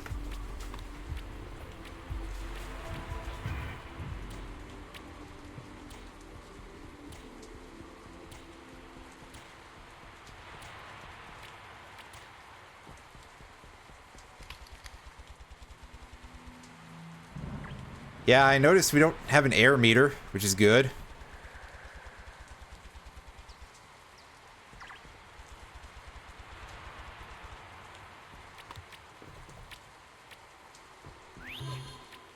Yes, a little bit of tutorial from this area, but we'll deal with any of that stuff later. What have you folks got to say? Oh, yeah, it's probably just saying, hey, yeah, it's a little dangerous. So we haven't activated the portal yet. This thing, however, completely disdains us, but the novice dummy will take damage. At least there's that. I believe we want to come in here and talk to her to get our quest started. Yeah.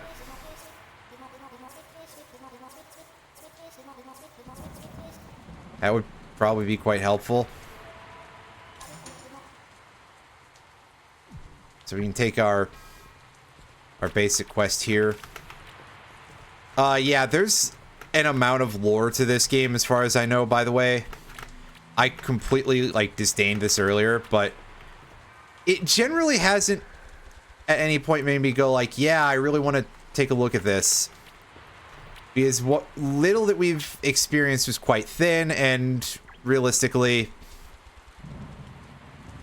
I kind of need a bit of a hook for anything to get that deep into the lore, which is probably not a great thing for me to be like, hey, yeah, I love game stories, but also I'm going to have this huge stick up my butt about what I actually get into.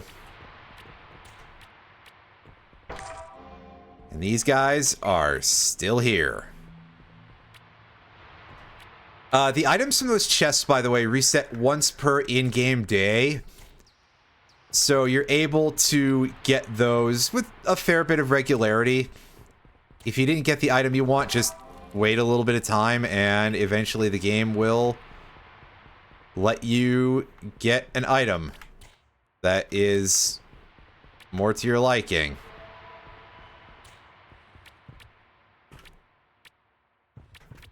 Let's see about actually doing these little side quest bits here, though. I believe the barracks location is, yeah, right back here. We don't even have to go talk to anybody. Which is helpful, I think.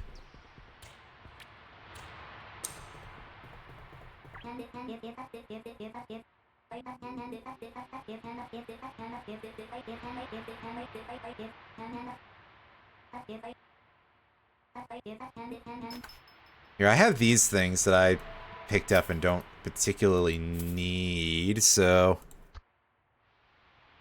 Can I buy this ring? I can buy this ring.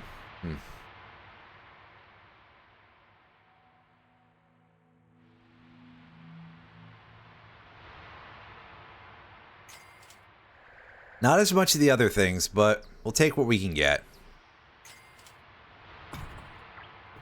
Because why not have a little bit of equipment to start with? Right? Right. And we can wear this silly thing on our head.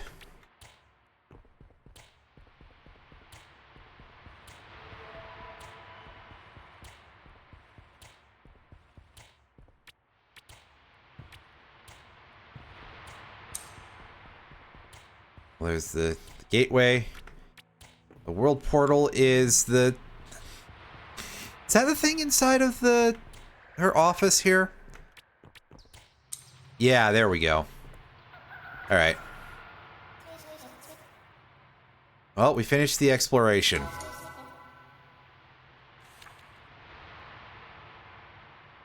Okay, so... let's grab this. There's also a couple of quests here that we can pick up for... These are repeatable quests, which will get us some more EXP and stuff. It's not a bad idea to do those a couple of times, just to keep getting the rewards early on, because you will need it. It will certainly come in handy anyway.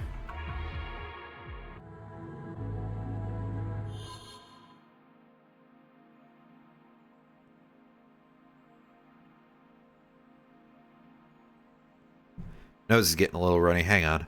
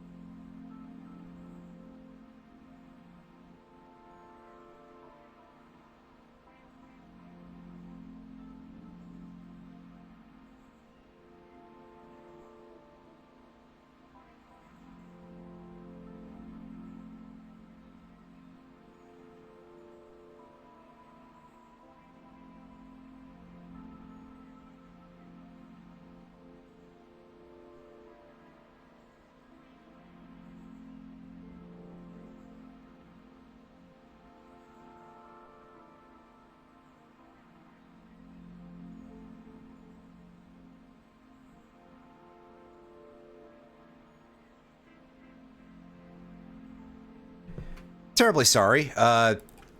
Basically everything wanted to come out of my nose at once. Oh well. So this area, during the day, we have these little slime goobers hopping around that have rabbit ears. Kind of reminds me of something from another game. I'm a little bit uncertain as to what, because there's, well, a couple of options there. During the night, you get lesser wisps, and in certain areas, greater wisps.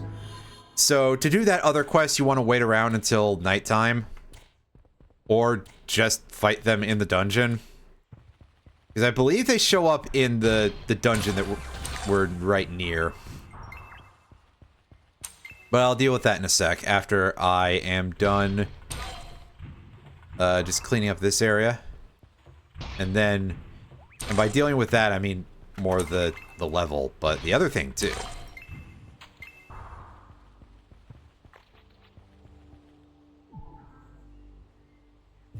So we should probably, like, just start gaining this. When are we allowed to do this? Where's level 4? Rock Toss gives us a ranged attack, so we'll take that. But recovery is definitely going to be our big thing that we want to concern ourselves with for the moment.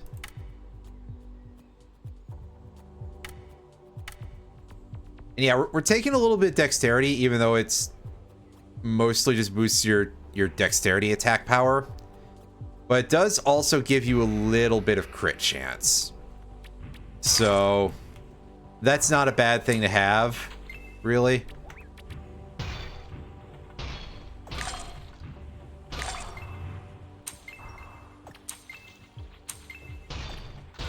Because, hey, sometimes it would kind of be nice to get a couple of critical hits here and there.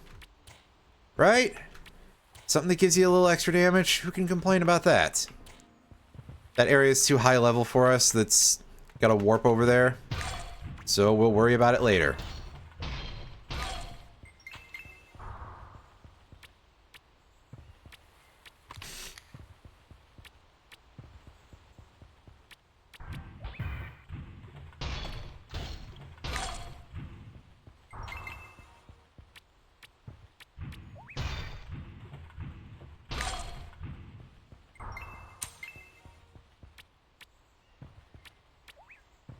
Oh, I haven't gotten the other drop in a bit here. I'm pretty sure it's all RNG, that there's no like, hey, yeah, finish them with a specific type of movement to increase the chance to drop the ears. But no. Oh, you missed me making a bird.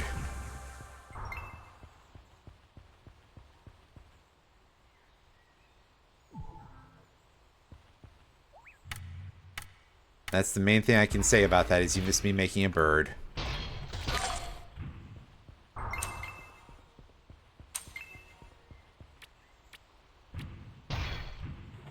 You fool. Of course you would go AFK at the time when there was, like, actually stuff happening.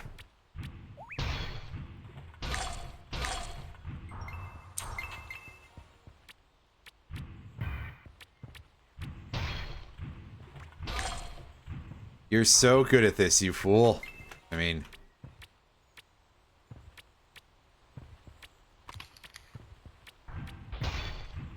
And yeah, it looks like the main piece of gear that these guys drop is a set of katars that I could equip so I could be like my hero, Valdo.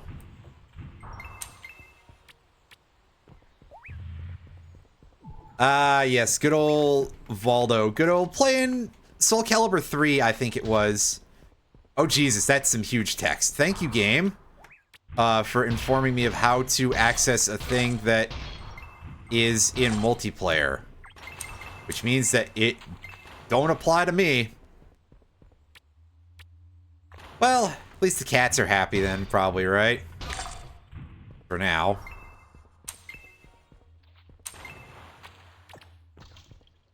Yes, I remember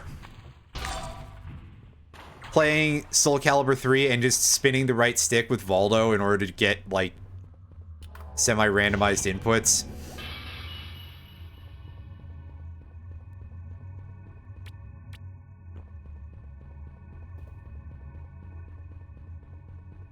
And then sometimes you'll just get into a loop of him just like shifting through all 80 of his stances when you do that. Or is that Soul Calibur 2? I forget. It was one of those two where you could just like spin the right stick. And it would be like, hey, yeah, inputs. And that's how I played characters I didn't know.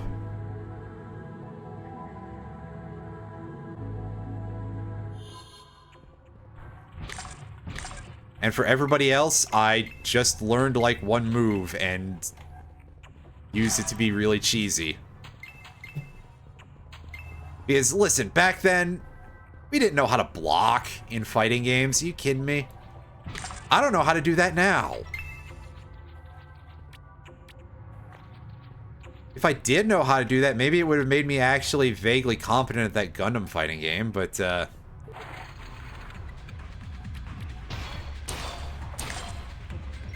you know, one of these days, I might actually learn how to play a video game.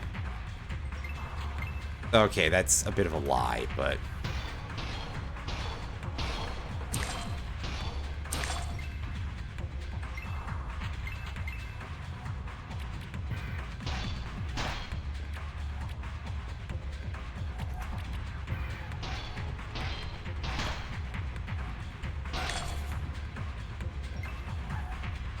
yeah, you try harded to. I don't remember a ton about Soul Calibur 2 off the top of my head, except that I haven't played it in a while, which obviously.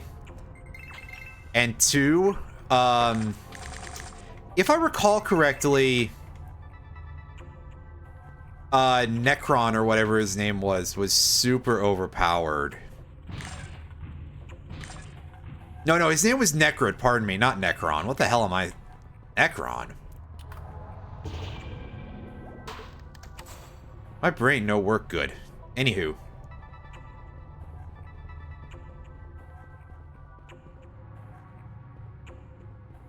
Yeah, exactly. Like, multiplayer gaming is a thing that has its place, but not everything needs to be like that. And more games should design for single player first.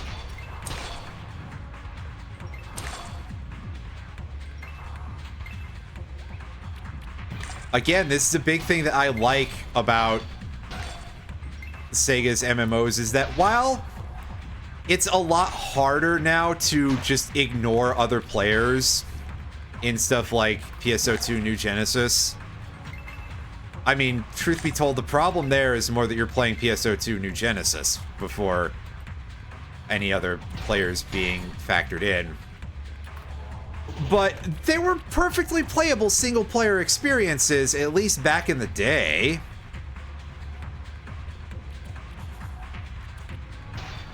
So, you know, the bare minimum, sure, it was a multiplayer game, but it was also still designed for single player. And that's as much as I can ask for out of something like this, out of something like that. Out of, if they're gonna have multiplayer video games, which of course they will, but, you know, single player games, generally far better, and I would rather do that. I don't need something to have multiplayer shoehorned in, damn it. Which I think is part of the other thing that makes it worse, is that so many games that just have multiplayer added in do it very poorly. So it's like, hey, yeah, that on top of everything else, that makes the whole thing worse, because now you got to think about, hey, every time I've played one of these games, it's just kind of shit.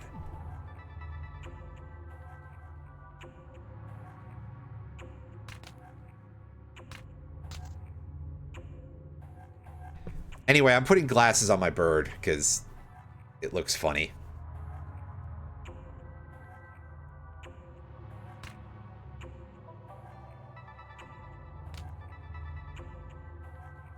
More than, yeah.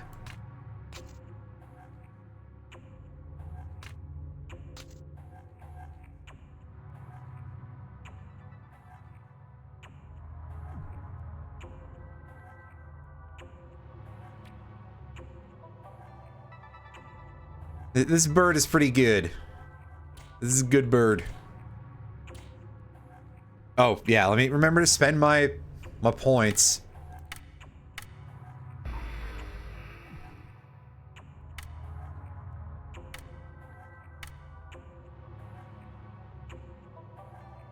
And my skills here.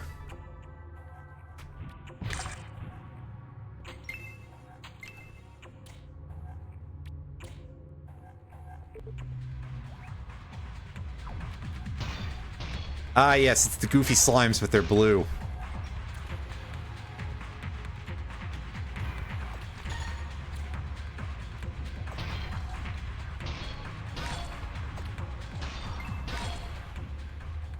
See, much easier this time. Hooray! But I think part of that is also because I'm a little more melee oriented to start with. And of course, we're in the first iteration of this dungeon.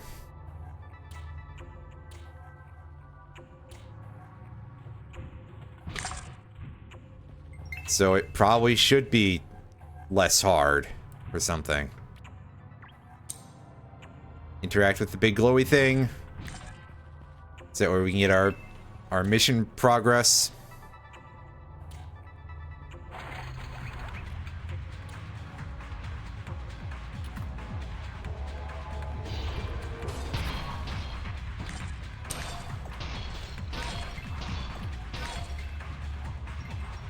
No, you can actually make male characters. I think it's just like, wow, okay. I think it's just less involved of a character creation endeavor.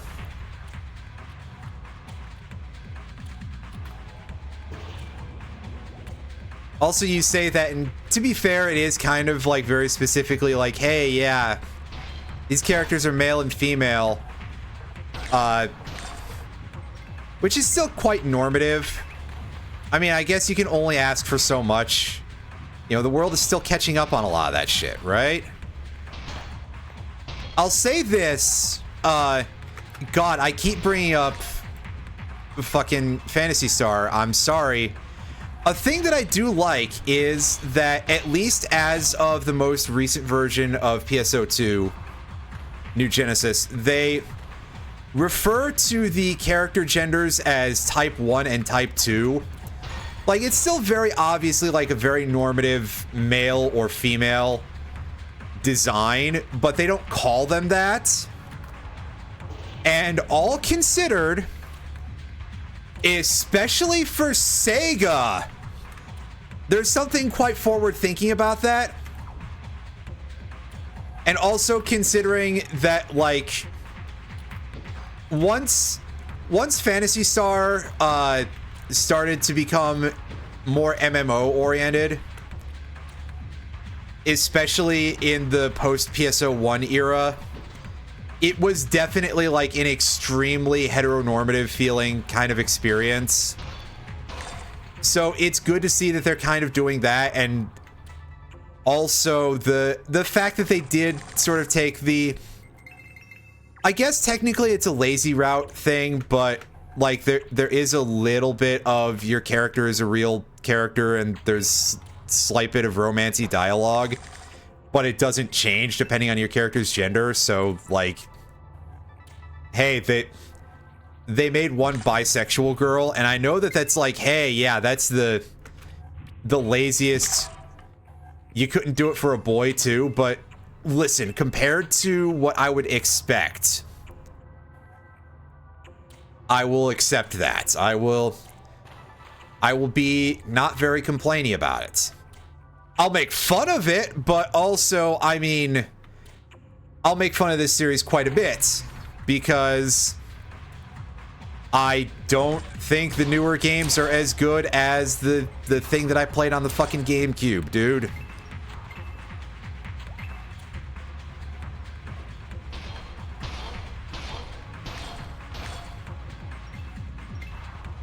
Yeah, eventually somebody will eventually, you know, complete the circle, right?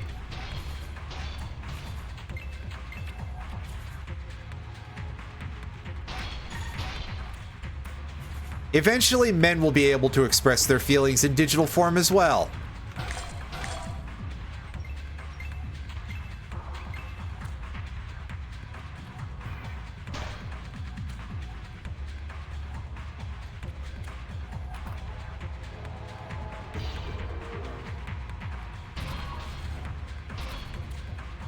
Wow, I think we did like a 2 damage critical hit there. That was a great use of my time. I'm not silly at all. Not even slightly.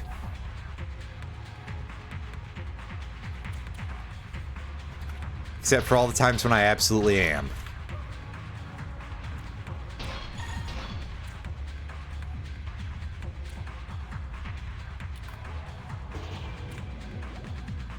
Anyway, yes, speaking of building characters, I believe that this character actually is a boy, but I mean, realistically, this character also just kind of looks like a butch lesbian, so, like...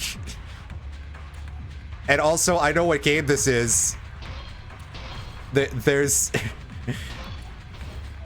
I feel like that might be something I'm not allowed to say, but I'm gonna say it anyway. I literally, like, didn't toggle many of the options except for the color palette, so... The Type 3, yeah, exactly. There you go.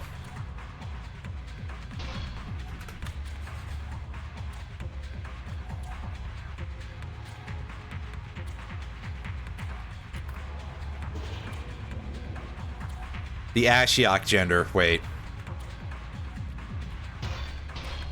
Actually, I'm kind of surprised that that's still a character that exists in Magic. Oh, boy. Oh, Jesus. Ah. I'm getting attacked by...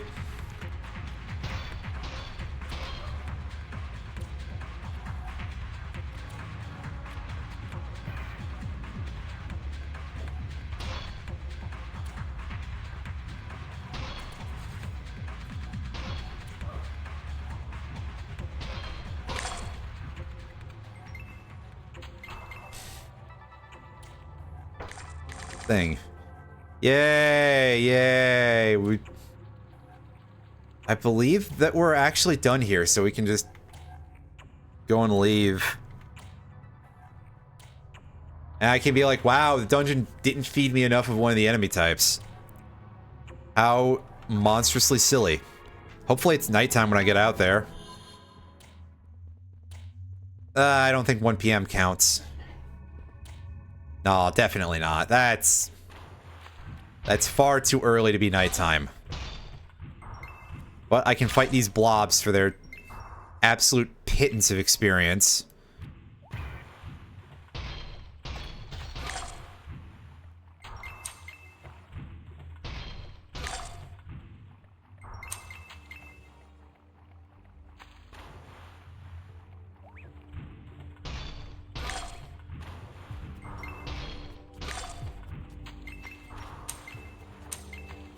We may as well at least completely devalue these fights, right?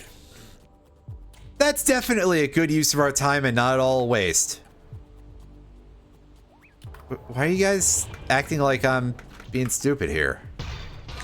What, because I am? How dare? But you are correct to make such an assumption. Oh, our equipment sack is full of garbage. Also known as the thing that happens to me all the damn time playing this game. This inventory is simply not large enough. That's a thing.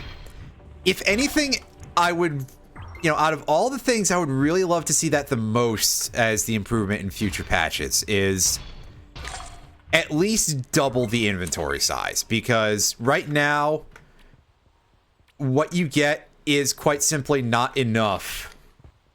Especially anytime you have to go on like a longer dive through a location. Which there are quite a few places where it's like, hey, yeah, fight to the end of this overworld map. Oh, also, if you die, it resets all the fight rooms. So, have fun with that.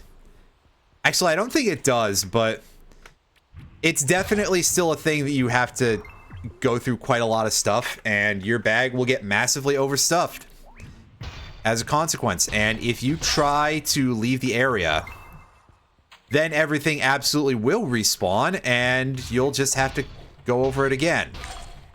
Which, I mean, okay, that's money for what little that's worth in this game. But it does also kind of mean that you don't make progress. Which seems like a little bit more important to me. Not that I'm an expert or anything, because, hey, as we've established before, I've played, like, one video game ever. And I'm pretty sure it was, like, Star Tropics or something. Gee, have I ever played a video game? Huh. I'll have to think about this one, actually.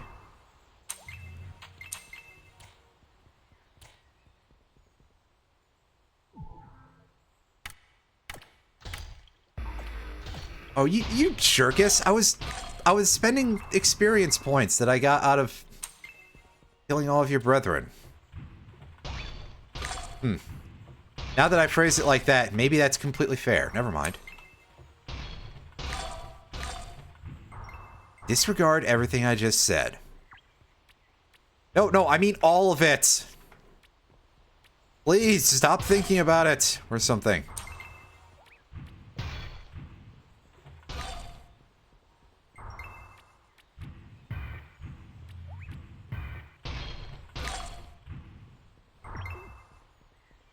Listen, clock, move faster. I just want to finish this quest. How the hell do you mean it's 7 p.m. and it's not nighttime yet? Not the fuck around here this time of year, it ain't. What do you think it is? The middle of June? It's high June. Wait. Ooh. That was pretty dumb. I'm sorry. Wouldn't be the first time, but still. Ah, here we go. Now it's technically nighttime, so we can get that. And I can press this button and teleport back to town, and we can ignore my shitty jokes. Which, to be fair, is something we probably should be doing in the first place, but who am I to make judgment?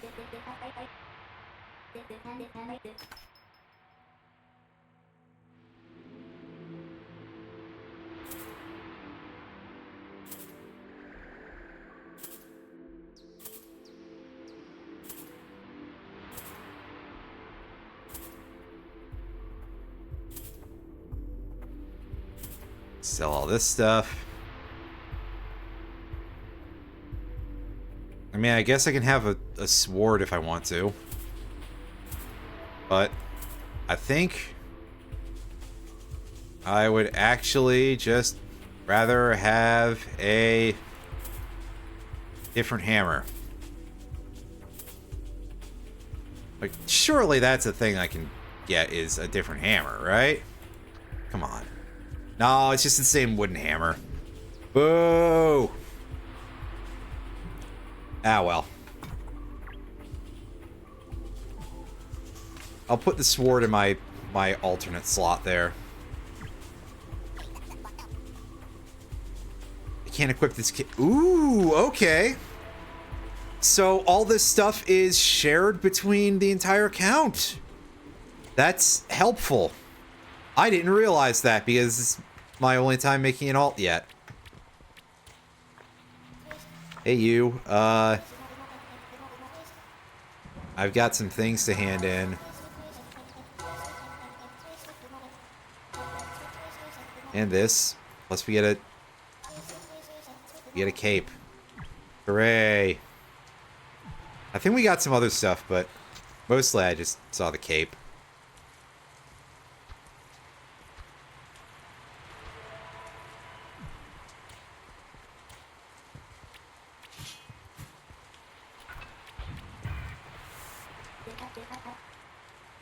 Oh yeah, she's got a couple of quests for us, I think.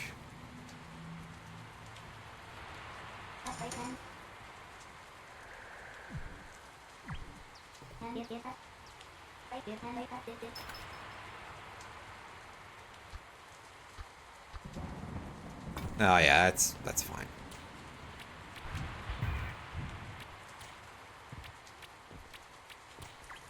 And so she wants us to go to the next area. I'm going back to this dungeon and see if I can't fill up on some more ghost chunks. Ghost chunk, yes, that's a description. That doesn't sound silly or anything.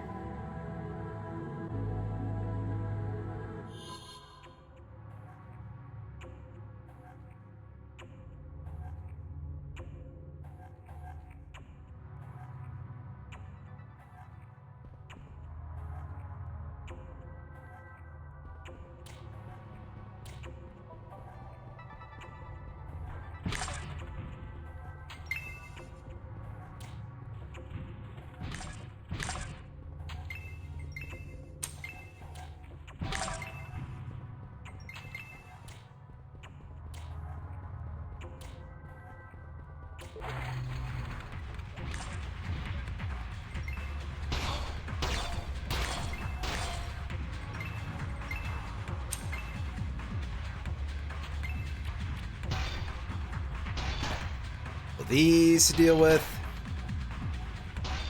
At least it's not just the big ones, because your accuracy drastic go down against things that are higher level than you.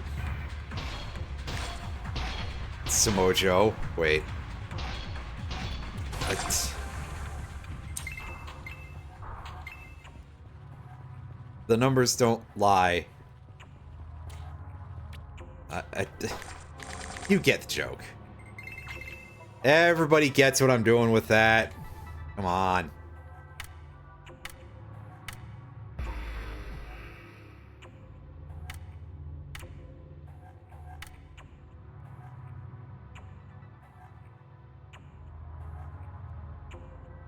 Okay, yeah, that just speeds up the cast time, which is still pretty good, so I won't complain that much.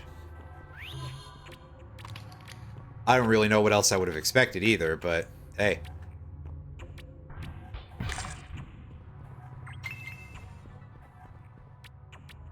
Oh, hey, a bell. This is a fun weapon. This is the other caster weapon. I'll show this off briefly. I mean, first of all, look at this gigantic fucking bell. This thing is really silly looking. But also shoots an orb that explodes when it gets to a location.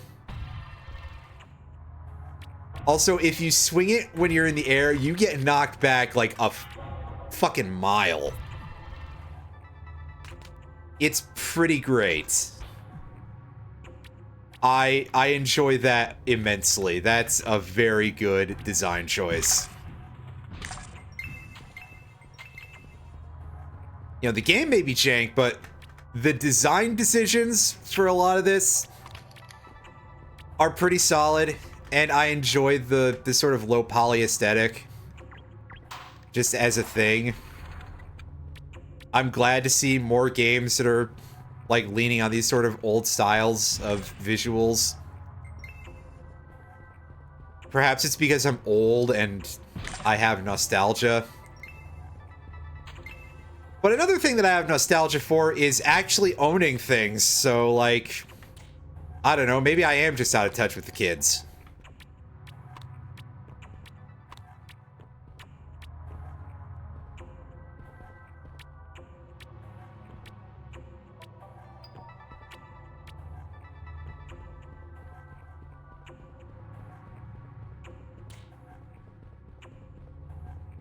Exactly.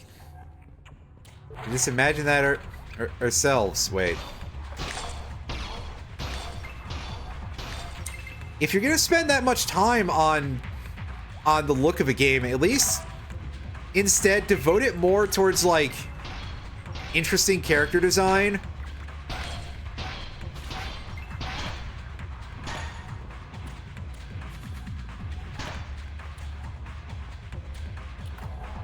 Like, okay, cool, you made a super high resolution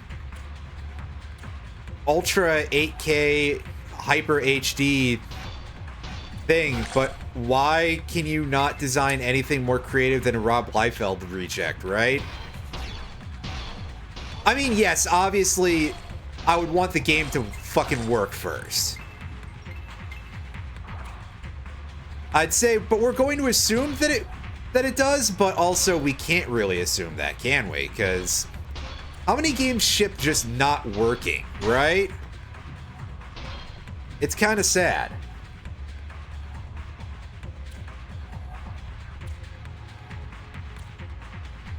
But in the greater scheme, it would also, I think, just behoove companies more to not go full on into ridiculous. Like, think about it this way. At every single juncture, all these older styles of game aesthetics and stuff, they were always at some point good enough for people. You know, even the Atari and stuff like that at one point was considered perfectly fine, and people might have been like, well, more would be nice, but I don't need it. And I have to go all the way back around. Oops. That's confusing.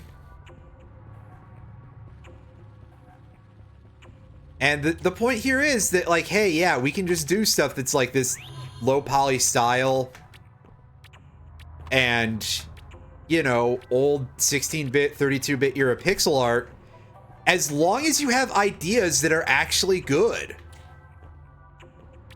That, I think, is a big problem, is that, never mind the fact that we don't need the sort of like ultra fuck HD for anything, it's that I think the art of like designing characters has just kind of gotten worse. One sec, everybody.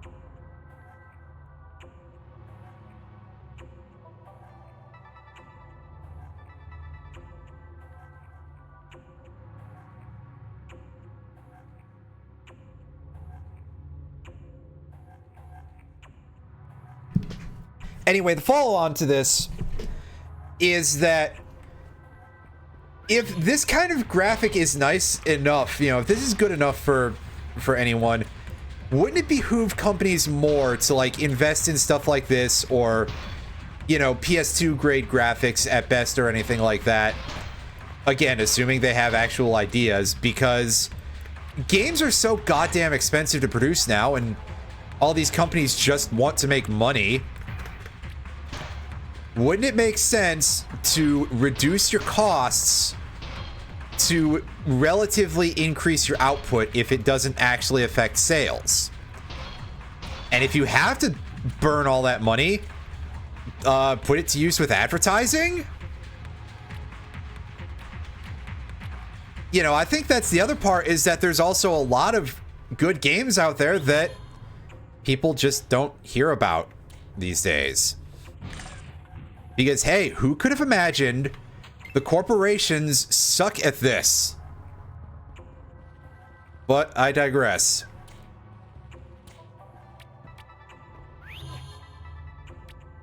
Yeah, there's that too, that MGS3 absolutely is a good-looking game.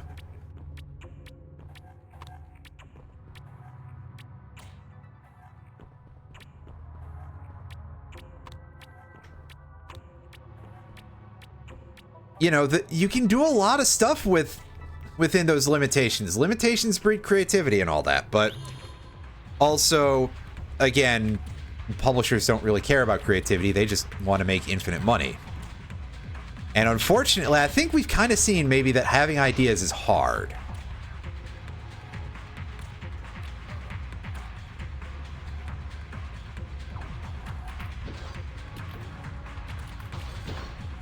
Oh god, I didn't even realize that that wasn't out yet, to be perfectly honest with you.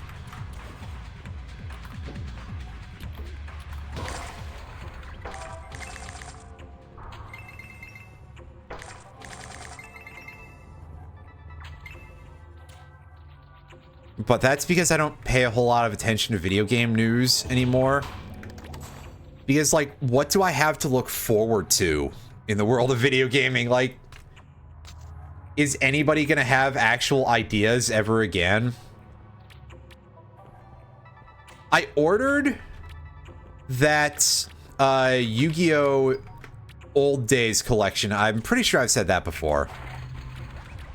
But that's, hey, that's a reissue collection of old video games as opposed to anything new. That doesn't count. Otherwise, the amount of things that I can think of that I'm looking forward to offhand all pretty much seem to be like indie titles.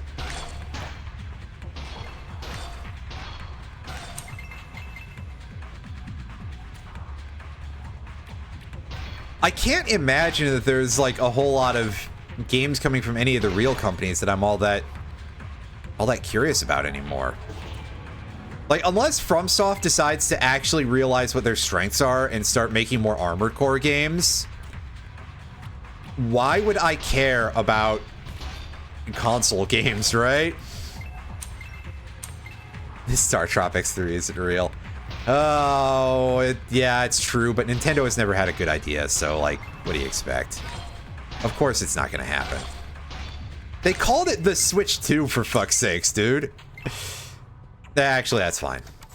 But also, I remember the Wii U, and I had that discussion literally last stream, so disregard everything I am saying to you right now. You have literally heard it before.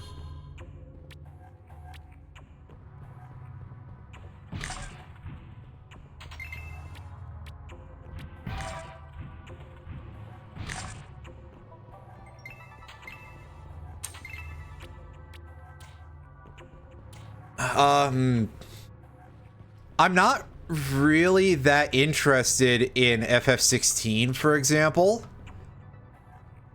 I mean, I was gonna say that's last generation, but that's not true. The PS5 has just been out for this long and has no hook still. Especially, oh god, the BMOS is pissed off. Especially now that I have AC6 on PS4. Like, okay, it might function better on PS5, but I mean, it shouldn't be enough to kill the game.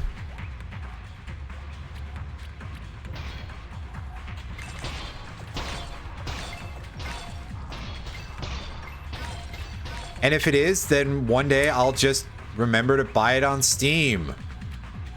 Because the PC version will still work because, motherfucker, I've got a 1080 Ti, and that thing is just absolutely unstoppable.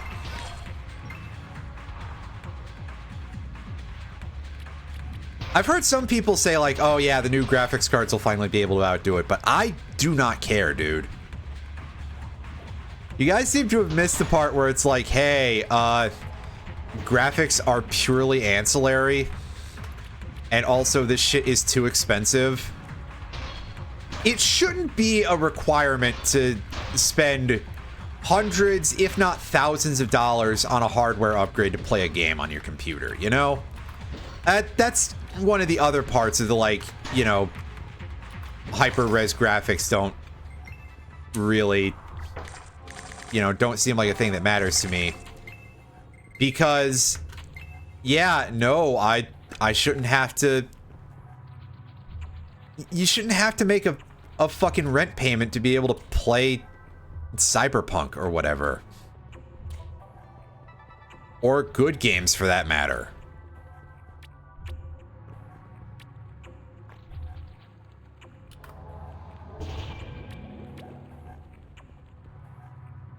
Anyway, this dude looks like a complete nerd.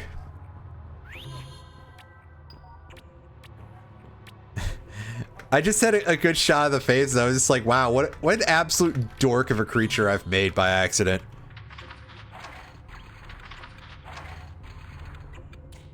This complete and utter feathery Poindexter that I've created for myself. Just because I was like, yeah, I want some sort of character design to start with instead of just making another bun. I could have just remade the same character, really, but I decided not to.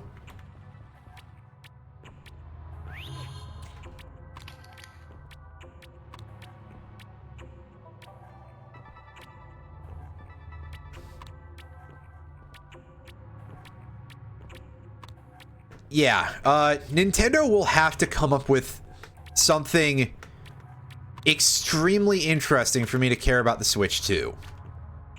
I mean, obviously we all know how it's going to shake out, is that, like, Generation 10 Pokemon is going to occur, and I'm going to be like, yeah, actually, alright, fine, you got me, guys.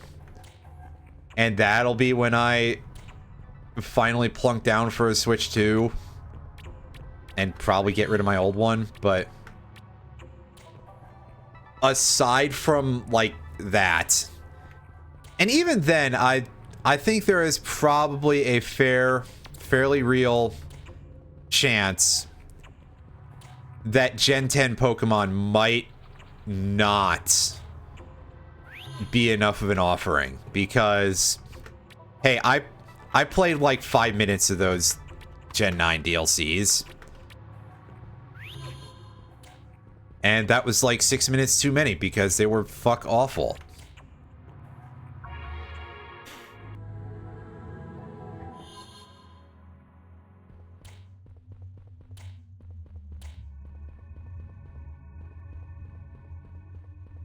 Oh hey, we still didn't get enough ghost dust out of this dungeon. I think we can get that as drops from these dudes, though. So that's what I'm gonna try harvesting these garbage wisps for a second.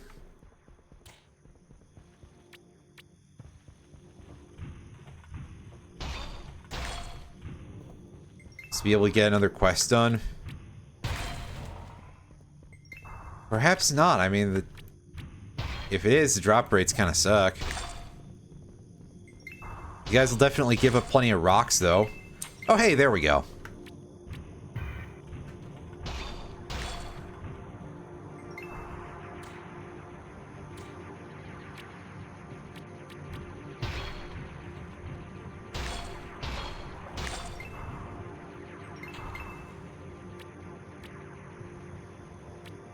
Like, I don't really know what it could possibly be that Nintendo would pull out for me to actually become interested in the Switch 2.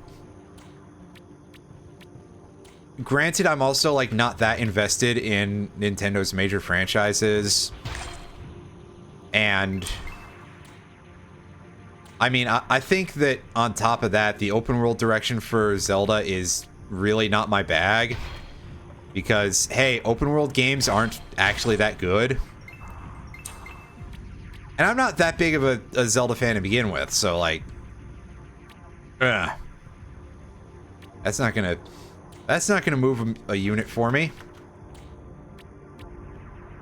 Anyway, we can go this way. And they told me to go fight the funny-looking blobs here. For this quest. Oh, these are a lot more durable. This could prove to be slightly an issue.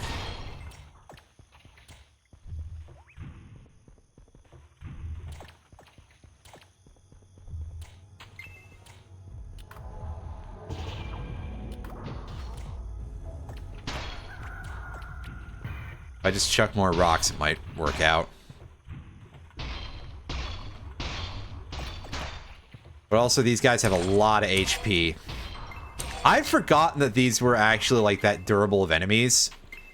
But you can see a little bit of how some of the problem ends up with this being, like, oh, yeah, the ramp up is, like, stupid fast. So you end up spending a lot of time just doing fairly tedious stuff to keep caught up. Again, part of that is like, hey, yeah, MMO design and people not knowing how to make it not suck. At least we got plenty of these rocks that do, like, decent damage.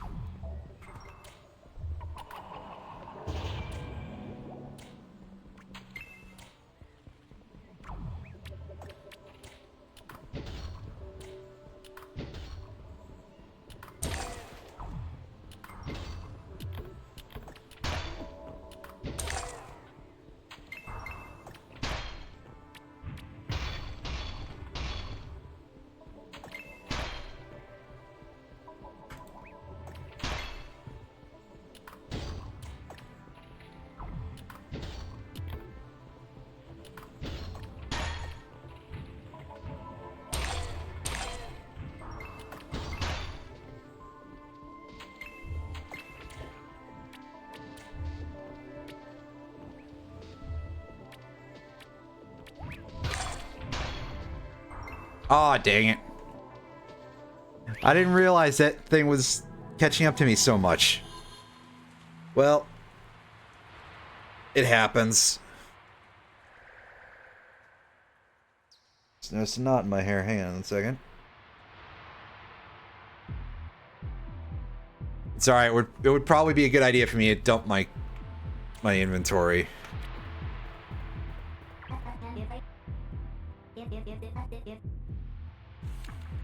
Here you go. Yay, I gained a level. Should probably put these stat points to use, huh? Might be helpful.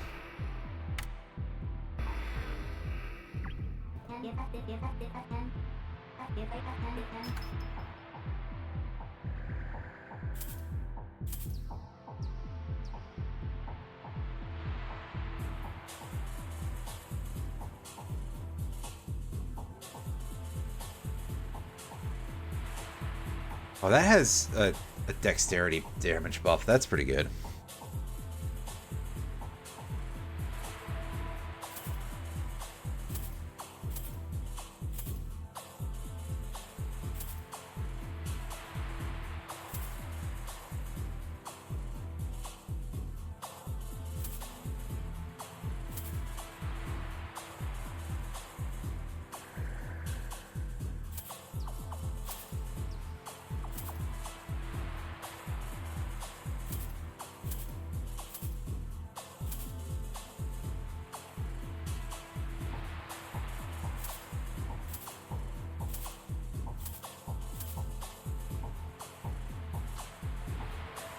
You have a new hammer yet? You got an axe. An axe hammer. I mean, that's kind of like a hammer, but also an axe.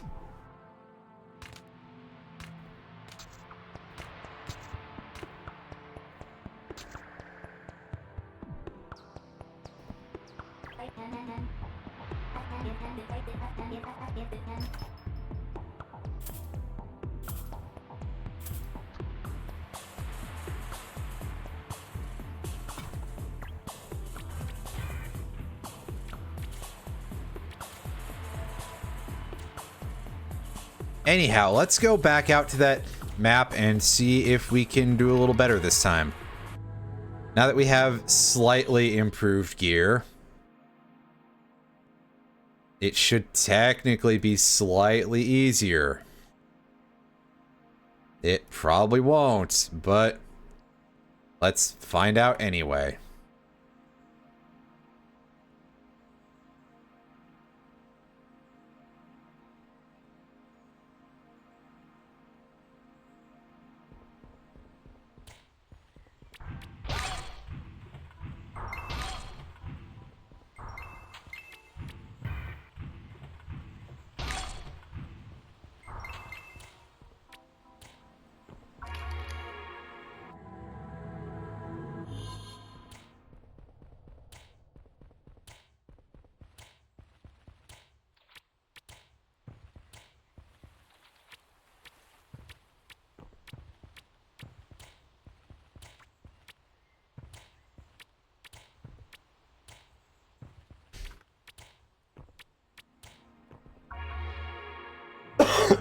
Excuse me.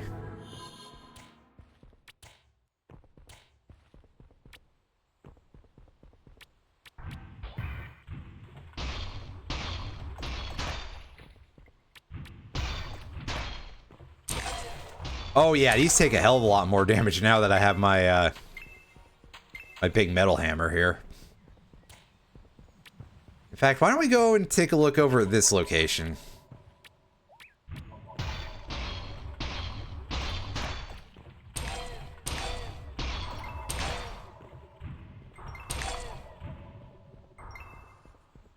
That's right, I want your lunch money, guys. Or at least your experience points.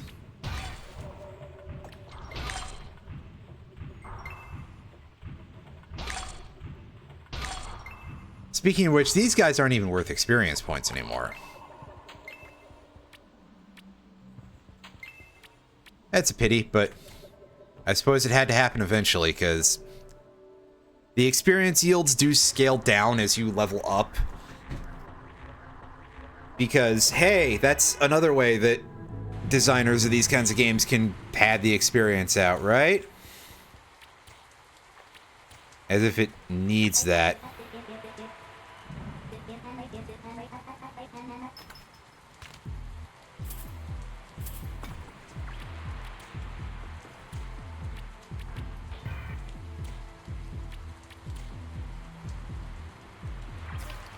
Hey, hey.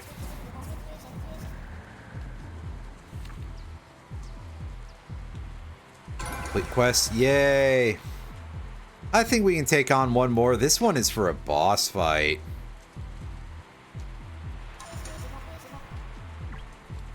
That'll be fun. And probably won't hurt or anything. Except for the times when it obviously will. And quite a bit. Oh, hey, I have an additional unspent skill point because I am not full of enough skills to do anything with that yet. I haven't found a single skill scroll. Wow. Anyway, to fight this boss, we go over here. And we just kill a bunch of these again. Oh, for a second I thought that it was implying that these were even a lower level than the others. And you get this weird rabbit girl instead of anything that's very blobby. Because, hey, why not, right? You know, again, looking a little bit more like what you would expect out of... Oh, also, she's definitely doing something in that attack that probably should get me into some sort of problem on this platform, but does not, thankfully. So I can just point it out and be like, oh yeah, that should probably be an issue for me.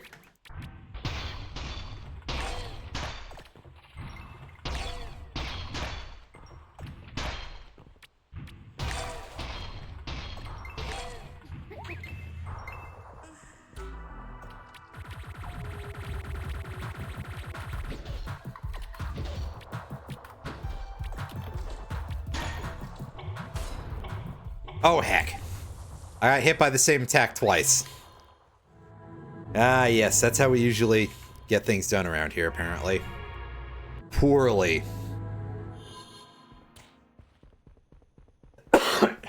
Excuse me.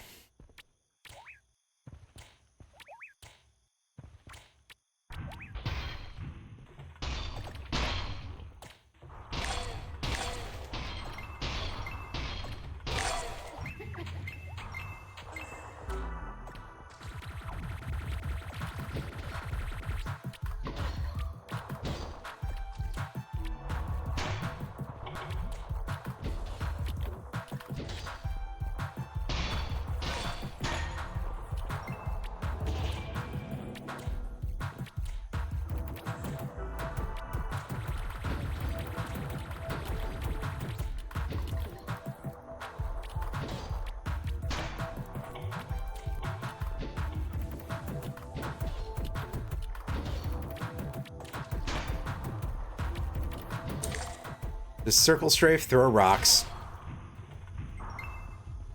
That'll do. That will do.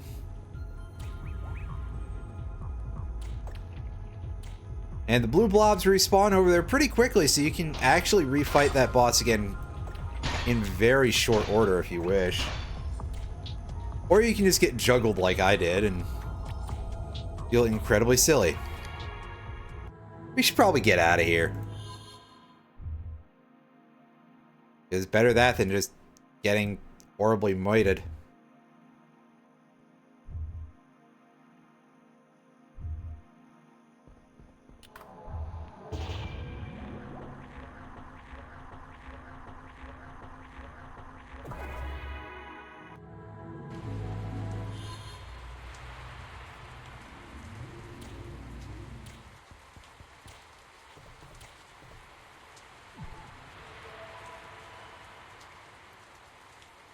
How does that compare to this thing?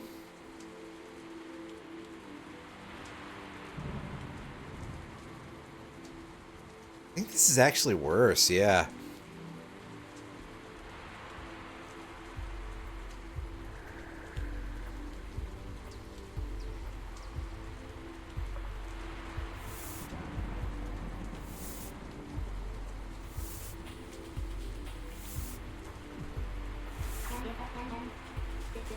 That's alright, we can sell these off. Yeah. Oh, we almost had something a little more interesting going on, but not quite. Here. I can hand in this quest. Yay! Unfortunately, we can't take the next quest yet because we're not a high enough level. Which means that, hey, it's enforced level grinding. Whoops. Game design. Well.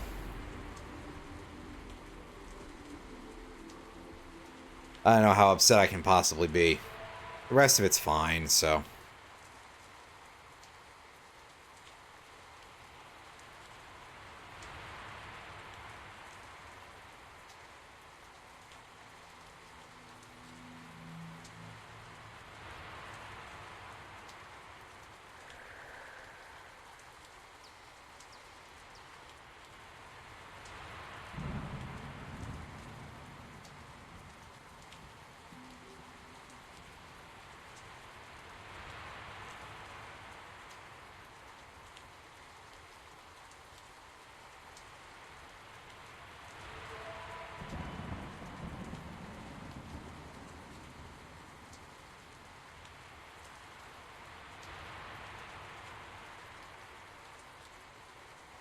Anyway, I think that's gonna about do it for this stream. This game is not bad. Could definitely use some polish around the edges, but you know, early access and all that. And it does kind of scratch a particular itch. That being a very old type of video game that you don't really see a whole lot of anymore. So, yeah. I will see you all on Monday for more Super Mario RPG.